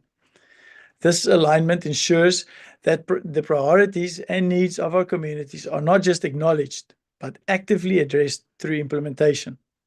It also allows Council to keep our officials accountable for implementing the priorities set by Council today. It also finds clear expression in our budget, demonstrating our unwavering commitment to fulfilling that which is most critical to the residents of Coega Municipality, and to prioritizing the projects and services that will truly make our municipality take our municipality forward. This budget is more than figures and allocations. It's a blueprint for impact, guided by our shared vision of progress, equity, and excellence in service delivery. I want to thank the administration for preparing these items that reflect not only our vision, but also the practical steps required to achieve it. It is a demonstration of professionalism, hard work, and an unwavering focus on what matters most to our people. And we've had some really robust discussions around budget and around prioritizing our IDP priorities and move that into our budget. Most importantly, I want to sincerely thank our residents for their unwavering support and trust in us as a municipality. Our current collection rate of 91%, and while we're attempting to increase this, it is a clear reflection of a strong and trusting relationship between the municipality and its people. When we consider that this is up from around 75% in 2015, the progress is truly remarkable. None of this would be possible without our residents. Together, we will build a Coega that is inclusive, future-ready, and one of the best-run municipalities in the country. Thank you very much. Thank you, Speaker, I Honourable. will table our budget. Thank you, Honourable Mayor. My first speaker on the item is Councillor Foley. Thank you, Speaker, for the opportunity. Speaker, I just want to express my support for the budget, especially for the work that will be done on our infrastructure that is needed. And we look forward to the implementation of these projects. Speaker, just two things I want to highlight. The one is on page 830, there's no, with the tariffs, there's no price for the food stalls. And I understand it's due to that we're not charging monthly, but only daily. So we must just remove that section there. And then, Speaker, I want to request also that with the tariffs that we group all the augmentation fees together under the Department of Planning and Development, and that is the augmentation fees for water, sewage, and roads and electricity. And Speaker, this is only if the reason for me recommending this is just for the ease of developers when they are working with the document, that they can easily access all the augmentation fees and don't have to page around. And then, Speaker, I also just, that's just all I want to add. Thank you so much, Speaker. Thank you. Honourable Mayor, did you forget something critical? Speaker, thank you. I need to just clarify something. Yes, there are one or two small corrections in the final tariff document that we just need to correct in Council before we adopt that here today. And if I can just ask Councillor Ruth to present that or to make those corrections, if you'll allow. Thank you. Thank you, Honourable Mayor. Councillor Ruth, you are my next speaker on the item. Thank you, Speaker. Speaker, I want to raise a point of order on you. Who's You're doing it again. The mayor was supposed to give Councillor Ruth, who is the chairperson of this committee. Councillor, I hear your Councillor concern. The mayor is, he's the mayor, so he's got executive authority on that. Thank you. Councillor Roof, I'm going to give over to you. Thank you, Speaker. Correct on page 830. So there are a few corrections in the tariffs section that didn't pull through for some reason. There are no monthly food stalls available, and so the tariff for food stalls is for monthly food stalls is not necessary. On page, sorry if you'll bear with me, Speaker, I'm just going to go through it a little bit slower. On page 844, under availability charge per annum, that line in yellow needs to be removed, and then it should say correctly the charge is applicable to urban that are not connected to the sewage network, but which reasonably could be connected to the network, and then that is correct. Speaker, I will also send this through to committees. Page 846, under bulk.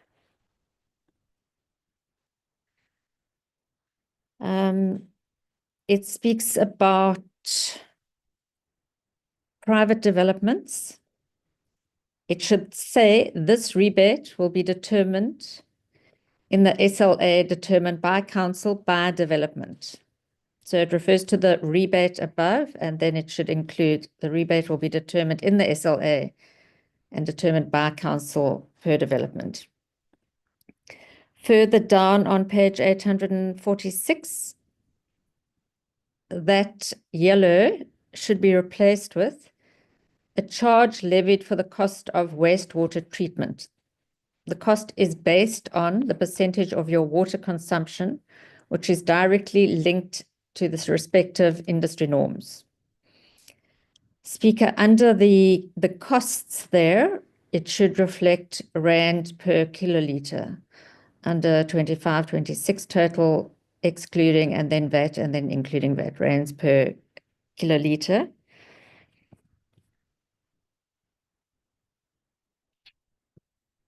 Page 847. Under the suction tanker service,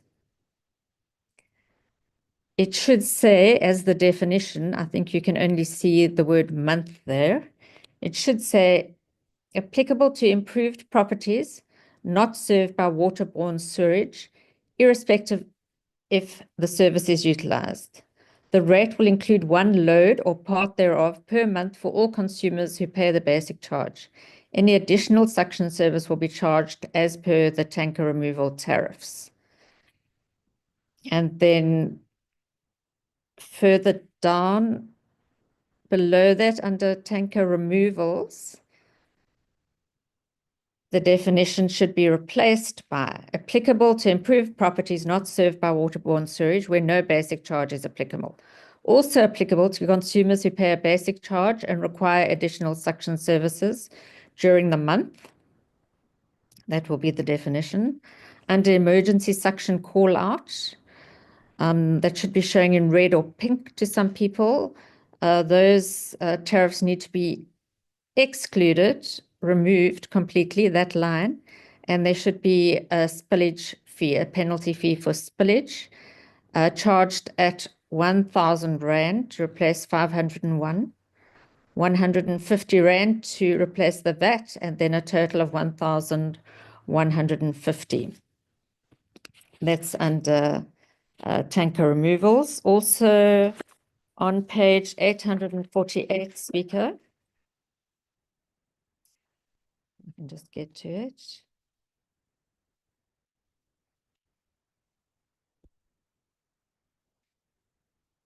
Thank you. Under consumer deposits, it should say consumer deposits are payable by customers who connect to a new service, supply address where a new account is open, to a new service supply address where a new account is open. The deposit will be withheld by the municipality from the opening of an account till termination and will be refunded on termination provided as prescribed by this policy, and the customer does not owe the municipality on the account.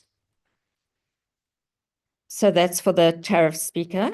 If I may also just use this opportunity to thank the CFO and his team and all of the administrators involved in bringing us this funded 25-26 budget, and to everyone involved in putting together a budget that has, we think, or we know,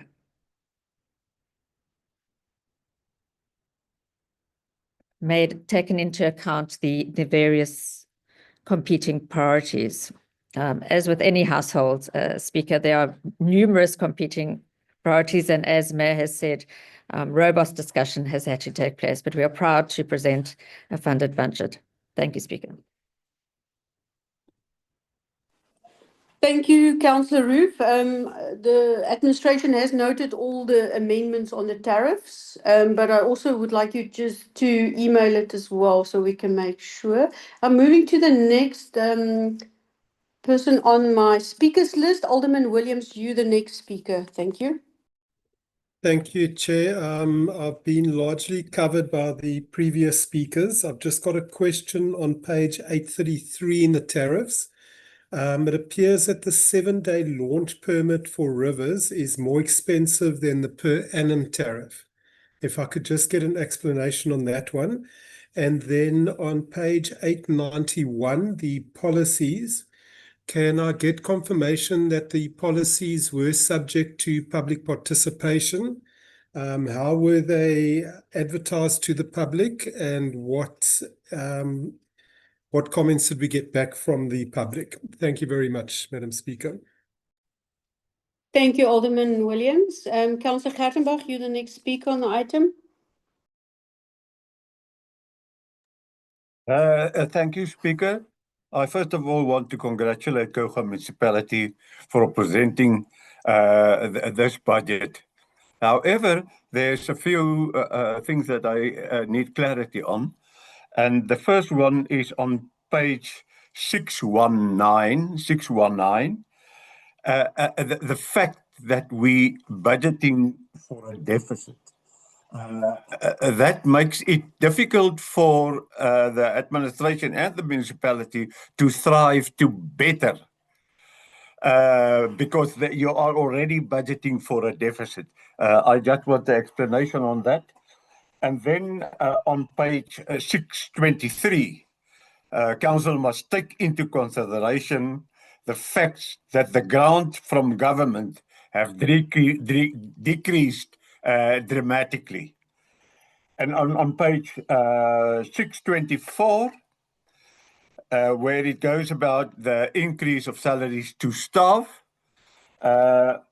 we can't go just on and increase the salary of the staff component.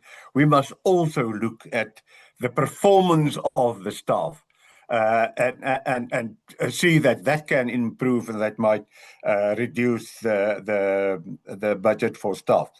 And the last one is on 629, and I hear what the mayor is saying, but the road maintenance decreased. Is that as a result of the fact that we are using that 200 million to redo some of the roads? Thank you, Speaker. Thank you, Councillor. Councillor Zana, you the next speaker on the item. Thank you very much, Madam Speaker. Perhaps my first one will also perhaps ask for a divisional vote on the budget, Madam Speaker, and perhaps also ask, I think the Alderman Williams have covered me in terms of the policies that I wanted to a question to ask. I also want to check where they also workshopped or did they go through a workshop in terms of the policies or the route that they are supposed to go, and also perhaps that public participation part has been covered. Was it covered? Madam Speaker, my other comments rather will be on page 650. I hear the mayor stating that this is a billion budget, I think 1 billion budget. But the people of Kouga, when you look into the alignment of this budget that it seeks with the IDP, you can go to any corner where communities have raised critical priorities in their areas, but this budget is unable to align and meet those particular priorities that our communities are raising. So we'll also not praise the fish for swimming here, Madam Speaker, because the issue of electrification of Civista, it's something that is long overdue, that should have been done long time ago. So we really want to say, perhaps when I'm going to go down, Madam Speaker, on this one, just an explanation in terms of the tariff hikes. I've heard the mayor speaking to it. I just want to check in terms of that 12 electricity hike, I think it's 12 point something percent. I just want to go to my notes. It's 12.7. Is it also perhaps aligned with the, is it NERSA that is giving those percentages for us? I just want to check in terms of that. Then I'm also worried about the sanitation and water issue. I know that there's a lot of money that has been spent by the municipality. It's millions that we have spent on boreholes across Kouga. And I know that it's true that what the mayor is saying, that our bulk supply of water is the Nelson Mandela Metro. 30 But seconds, Councillor. I wanted to check in terms of that 6.9 in terms of that, because because we feel that really the poor people, it's going to hit them very hard. Why can't we see a difference in terms of the boreholes that we have drilled for our communities in terms of this steep rise, which is 6.9? Why can't we lower it than that? I think those were my comments. But I must, Madam Speaker, in conclusion, to say that we will not be in support of this budget. Thank you very much, Madam Speaker. Thank you, Councillor. Councillor Oliphant, you're the next speaker on the item.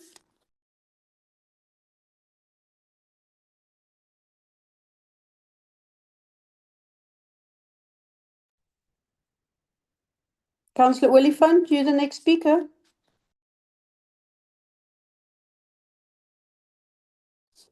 Councillor Yali, I'm going to you, the next speaker on the item, while Councillor Oliphant finds the unmute button.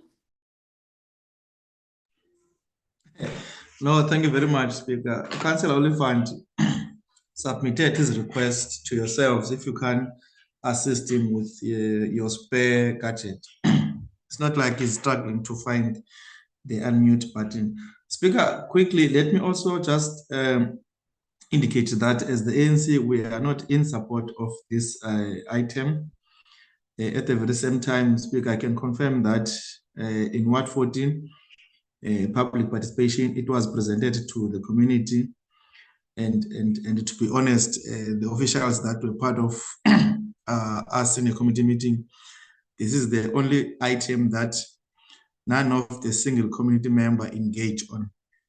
Yeah, so, but the Councillor Elderman Williams and Councillor Zana covered me in terms of the policies. Did go to the public participation, the policies itself? I'm talking about the policies now, and just a clarity if it was workshopped, and if not, it may as well be withdrawn from the item.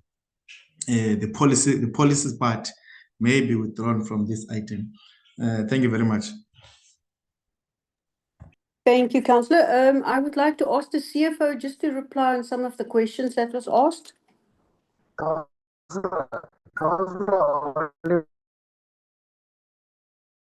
Councillor Oliphant, I can hardly hear you.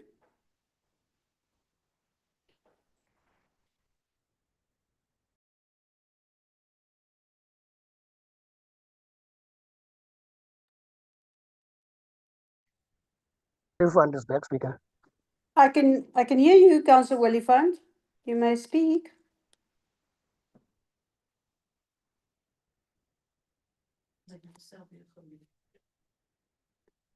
Council, I'm going to give over for the CFO so he can give some feedback on the questions and then we can try again. Thank you. Thank you. Thank you, Speaker. Speaker, on the question on page, let me just go to the different pages. Okay, so that's page 891. On the policies, with regards to public participation, yes, the policies were workshopped internally. All the policies were. The policies were part of the budget document that was placed on the website, as well as a summary of the changes presented as part of the IDP roadshow processes. So that was done. Then, unfortunately, we did not receive any comments on the policies other than the ones given at the workshop, which was raised. Those amendments were made, went through to committee, and then obviously incorporated into this agenda. So all the changes has been made. Then with regard to the boat launch fees on page 833, we have inquired on that one specifically because we found it was abnormal for a shorter period to be higher. And the response that we got was that they're promoting, obviously, for permanent residents, the annual one, and then for visitors that come in and just need a shorter period, they want to capitalize on that 7-day permit, right? Then with regard to, let me just go to page 619. Page 619, deficit budgeting, Councillor Gertenbach. Yes, we're fully aware that we do have a deficit budget. Council has approved a long-term financial plan that was in November 2023. We have incorporated all the key aspects of the plan in the budget-related policies, and we're working on that to obviously assist the process in getting us to a zero-based budget. You will note that from the last few years versus now, our financial ratios are improving year on year. And that is the intention, and ultimately to have the budget fully funded from a zero budget perspective. So this budget is funded, but the deficit side is a non-cash item of depreciation. So that is part of the plan, and that is a longer plan that we will be reducing that deficit year on year.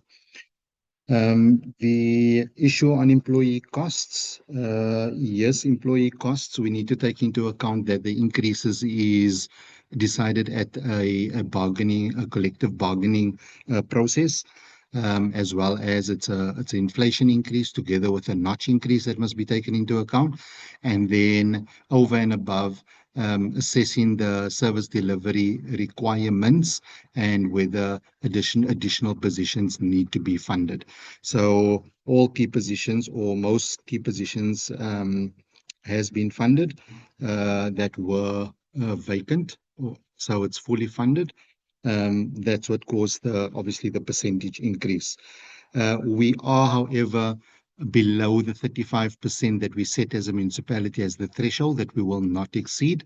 We're on 33% in terms of the total operating budget from an employee-related cost. Then the roads, yes, the roads has decreased.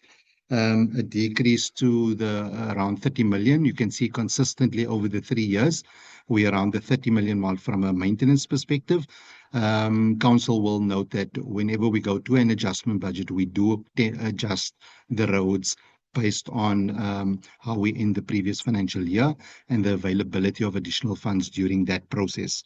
For this year, however, we do obviously know the 200 million, and the rehabilitation of the roads is coming into account as well. So that must also be considered together with the repayment of the loan that had to be taken into account through the MTREF, which is this 3-year budget. And we had to fund obviously the budget accordingly.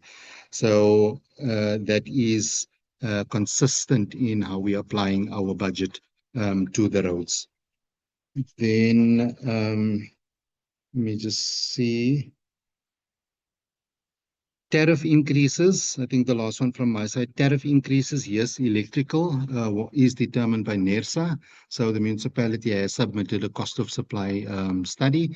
It is worrying in terms of what Eskom has done and what they have submitted to NERSA.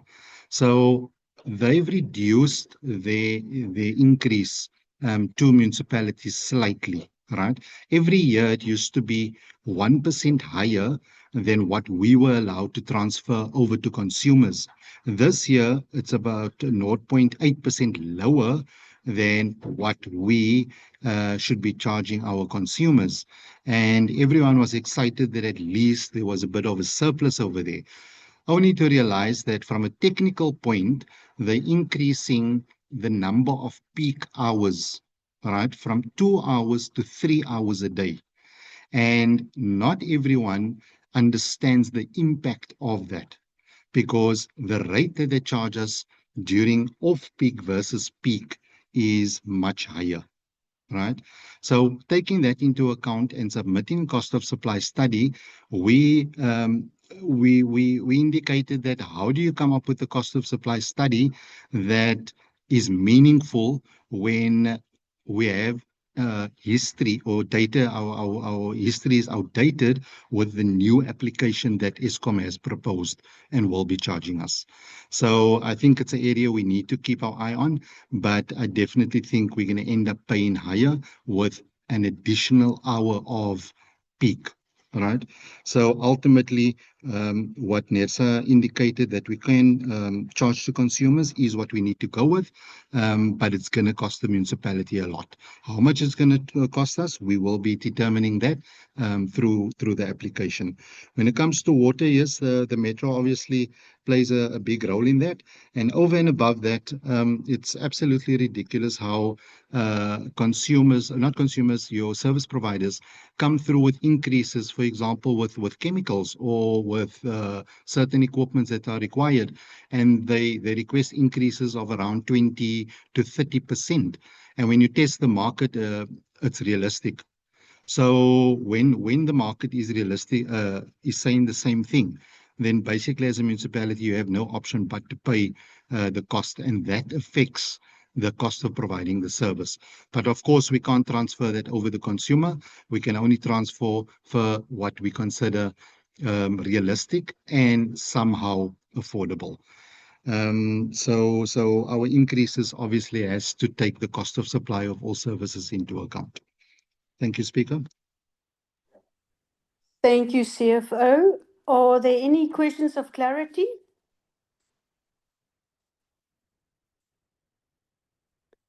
While I'm still looking for hands, the amendments that was proposed by Councillor Roo for the tariffs 10.1.6, I'm looking for a proposer and a seconder for those amendments.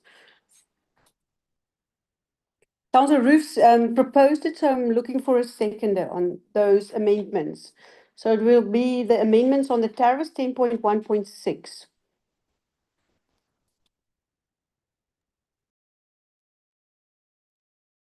I will second it, Speaker. Thank you, Councillor Gertenbach. If there's no Sorry. more clarity, yes, Councillor Gertenbach. I haven't got clarity on page 623. The grant from government that decreased dramatically. Our national government is very, very tight on infrastructure and strict on infrastructure development. How is it possible that the grant from government decreased? And is that a guess, or is that a fact that is going to decrease? Thank you, Speaker. Thank you, Councillor Gartenbach. CFO, maybe you have some clarity on Councillor's question. Thank you, Speaker. Sorry, Councillor, for that. I thought it was a comment from your side indicating that it's decreasing. Yes, it's definitely decreasing. And that's not estimates, that is factual information emanating from the DORA Act. So we do understand the situation of the country, and we are told continuously at our different platforms that the grants will be decreasing. And as a municipality, we need to ensure that the dependence on government grants need to be reduced over time. And fortunately, the long-term financial plan that has been approved by Council incorporates the reduction of dependency on national government. So that is the reality in terms of DORA. Thanks, Speaker. Thank you for that clarity, CFO. If I don't have any more clarity questions, I'm going to go. Who's speaking? Speaker, sorry, I'm not sure if you can see my hand. No, I cannot. Mayor, you're welcome to be speaking on this item. Just as a final comment, and maybe from my side, Speaker, on based on all the comments that have been made, I just want to reiterate two things, or a few things. One is that before a budget is tabled to our council, our Budget and Treasury Department goes to Provincial Treasury, and they go through the budget extremely in a lot of detail. And they then clarify before it is tabled here whether the budget is funded or unfunded. They have given us in writing that this budget is funded. So I just want Council to note that there is a difference between a funded budget and a deficit budget. That's two different things. Deficit is because of the depreciation. That is a non-cash item. We ideally would like to be at a place where we don't have a deficit budget. But that has never been the case in Coega Municipality. For the last 10 years, every single year, we've had a deficit budget, but every single year we have had a funded budget. And there is a big difference. So I just want Council to note that this budget that we are tabling today is a funded budget, meaning that we have the money for the projects that we are planning to do. So that's really critical. Then as far as the increases are concerned, tariff increases are concerned, we must take into consideration that it costs us as a municipality also increased money to deliver services. Petrol goes up, parts for cars goes up, all of the things that the cost goes up. So we need to increase our tariffs. That is what is done throughout the country in every single municipality during this time of the year.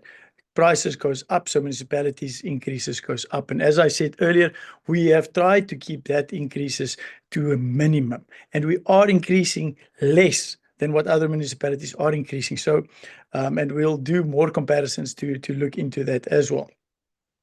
Then also as to Councillor Zana's comments, there's obviously a lot of the things that is addressed in the IDP is not capital projects, it's operational projects, and those are addressed from an operational point of view because the bulk, the majority of our budget is operational. So we therefore cannot say, well, because it's not listed under capital, it's not being done. There's a lot of things happening under operational budget that are in part of the IDP. And then lastly, just as far as employee-related cost is concerned, yes, it is increasing, but also, yes, it is still far below the national norm. We are only at 33%, where the national norm is far above that. This is not just to give increases to staff. This is to appoint critical strategic staff in positions to deliver services in this municipality. We cannot just say, yeah, we're paying our staff more and more and more, and yet we are targeting very specific, very critical, very strategic positions to make sure that we deliver better services, because we also acknowledge that while things are going wonderful in Coega and while we are much better performing than any other municipality in the Eastern Cape, we do still have shortcomings, and we need very competent people to deliver on those shortcomings and to make sure that we address these shortcomings. So therefore, if we don't appoint these, we will just not go move forward. So therefore, even though we are increasing our staff budget, it is not exorbitant, it's not above the national norm, and it is for very specific positions that we need in this municipality. Speaker, with that, thank you very much.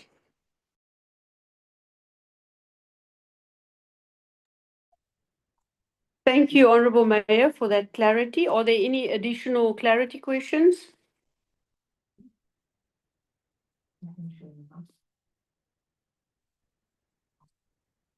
Okay, I don't see any new hands. I'm going to go to division of vote, and councillors, please state your name and surname and indicate all you in favour or not in favour.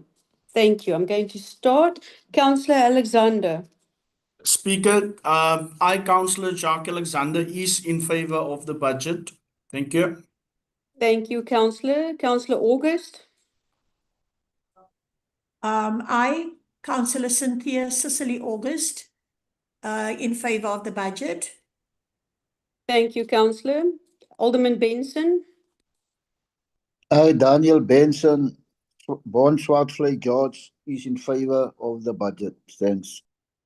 Thank you, Alderman. Honourable Mayor. I think Borman in support in favor of the budget. Thank you. Councillor Gludlu. Councillor Brian Dodlo is in favor of the budget. Thank you. Thank you very much. Councillor Foley.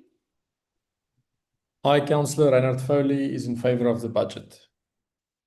Thank you. Councillor Gertenbach.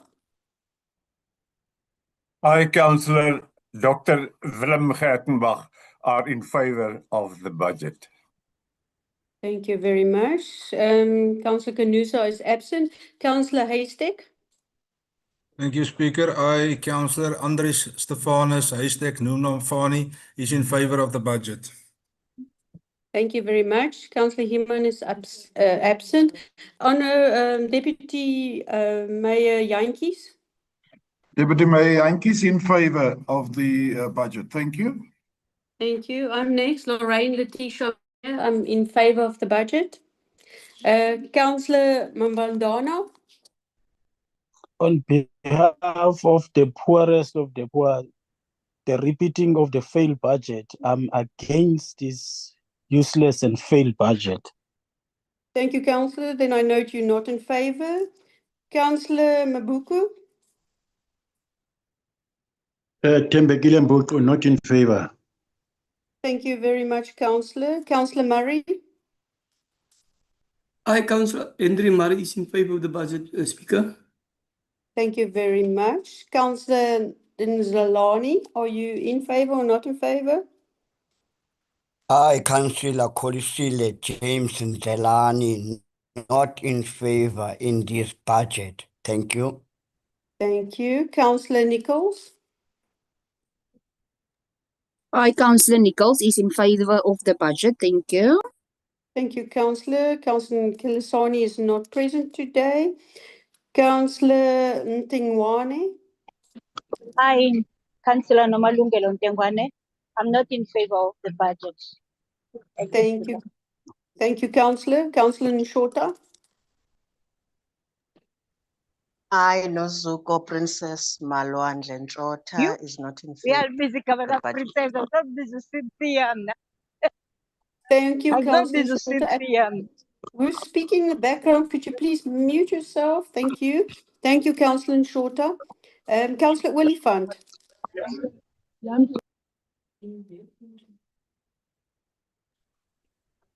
I, Pumzile Oliphant, I'm against this skewed budget. Thank you. Thank you, Councillor. Councillor Peterson is not present in this council meeting. Councillor Ruth. Thank you, Speaker. I, Councillor Shena Ruth, I am in favor of the budget. Thank you. Thank you. Councillor Steerman. Yeah, Bakalele no speak. I, Councillor Steerman, Gregory Steerman, in favor of this budget. Thank you, Councillor Steerman. Councillor Volji. I, Margaret Valji, are not in favor. Thank you, Councillor. Councillor van Linden is not present today. Councillor van Niekerk. Councillor van Niekerk in favour of the budget, Speaker. Thank you. Alderman Williams. Brenton Williams are in favour of the budget as amended by Councillor Ruth. Thank you. Thank you very much. Councillor Yali. Thank you very much, Speaker. I am Zwandile Yali, not in favor of this budget until it speaks to the needs of our communities. Thank you very much. Thank you, Councillor. Councillor Zana. Thank you, Madam Speaker. I, Vuyani Cornelia Susanna, I am not in favor of this budget. Thank you, Speaker. Thank you. I asked the administration just to get the final numbers for me.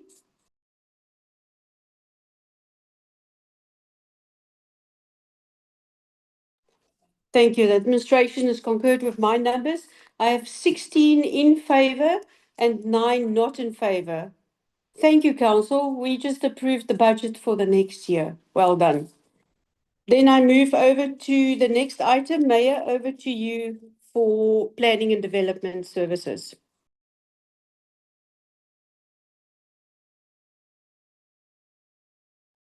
Thank you very much, Honourable Speaker. I'd like to table the items for planning and development, and it will, or the item for planning and development, and it will be handled by Councillor Jantjies.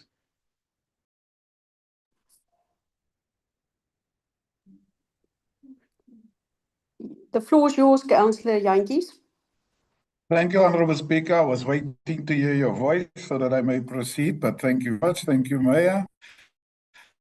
Council request for Council's final approval for the Earth 1 and a portion of Earth 6, Humansdorp. The Annexure A gives us the background on Mr. Sean Adler for the purchase of the portions, both portions, and if you read that the land in the second paragraph of the under discussion, it is believed that the land in question fits the definition. Honourable Speaker, the recommendations come through on page 1188. The recommendations of 10.1 grant final approval as this item has served in council in 2014 through to 10.6. I'm not going to read all of them. I'm sure the council has read the agenda. Honourable Speaker, I hereby table this item to council. Thank you very much. Thank you, Deputy Mayor. My first speaker is Councillor Zana. So, Councillor Zana, the floor is yours. Thank you, Madam Speaker. Now I'm just rising to note the item, Madam Speaker. Thank you very much. Thank you. Councillor Yali. Thank you very much, Speaker. I am also noting the item. Thank you. Councillor Oliphant, you also speak on the item.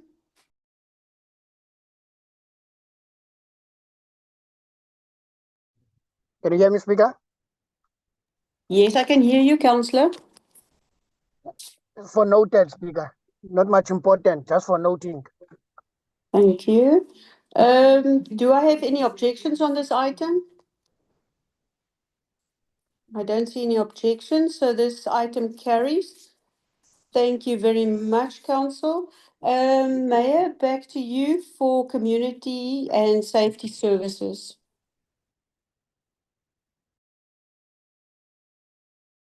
Thank you, Speaker. I'd like to table the item for Community and Safety Services to be handled by Alderman Benson. Thank you. Thank you. Alderman Benson, the floor is yours. Thank you, Madam Speaker. This item is on page 1199 up to 1290. It's the approval and adoption of Koga Local Municipal Disaster Management Plan. And the recommendation is on page 1201. It says that the council please adopt this and also that it must be put on our website. So I table this item, Madam Speaker. Thanks. Thank you very much, Alderman. My first speaker is Alderman Williams on the item. Thank you, Speaker. I'd just like to bring Council's attention to page 1209 and 1211, the table of contents, where there's errors contained. Under the forward by the Executive Mayor, it says error bookmark not defined. And then on page 1211, under appendices, it says exactly the same thing. So my suggestion is that this document be updated and the errors be removed. Thank you very much. Thank you for that contribution, Alderman. Councillor Zana, you're the next speaker on the item. Madam Speaker, thank you very much. I would want to second the Alderman Williams on that it be updated and that it be accepted by council. Thank you very much. Thank you very much. Councillor Willifant, you're the next speaker.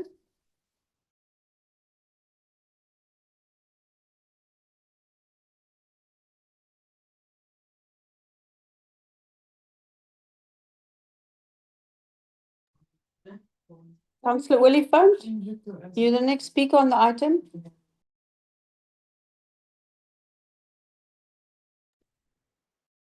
Hi, Speaker. Yes, I can hear you. I'm covered. Thank you very much. Thank you. Councillor Yali, you're the next speaker. No, thank you very much, Speaker. I am covered by the previous speaker, but I've got just one question, Speaker. Do we as Kocha municipality have or intending to launch what we may refer to as Kocha Local Municipality Disaster Forum, so that we have a coordinated team around, or so that we have a coordinating structure around this the disaster? Thank you very much. Thank you for that one, Councillor. I would like to ask the Director for clarity on this question. Kalezi. Thank you, Madam Speaker. Yes, Councillor, we've got an existing quarterly disaster forums that are sitting every quarter. So there is a coordinating structure. Thank you. Thank you for that clarity. Any other clarity questions? Don't see any hands. Do I have any objections on the item with the amendment 10.1 as Alderman Williams indicated and seconded by Councillor Zana? Speaker? Yes. Sorry, man. I couldn't find my hand on the gadget to raise a hand. I just wanted to check, Speaker, who gets to form part of that quarterly disaster management forum? Who gets to form part of it? Because I've never received an invite. Thank you very much. Thank you, Councillor Yali. Director, maybe if you can give us some clarity on the question. Thank you, Speaker. The forum is for all the internal and external stakeholders. I will send Councillor Yali the list of the stakeholders that are serving on the forum. Thank you. Thank you, Director, for the clarity. Are there any other questions of clarity? Okay, I don't have any objections with the amendment on 10.1. Thank you, Council. Then this item carries. And thank you very much. We're at the end of the open agenda and we thank the public that participated with this, and we appreciate that you guys are listening and giving us feedback. I'm going to give the rest of council time to move to the confidential agenda, and that administration can just make sure the right people are in the Zoom.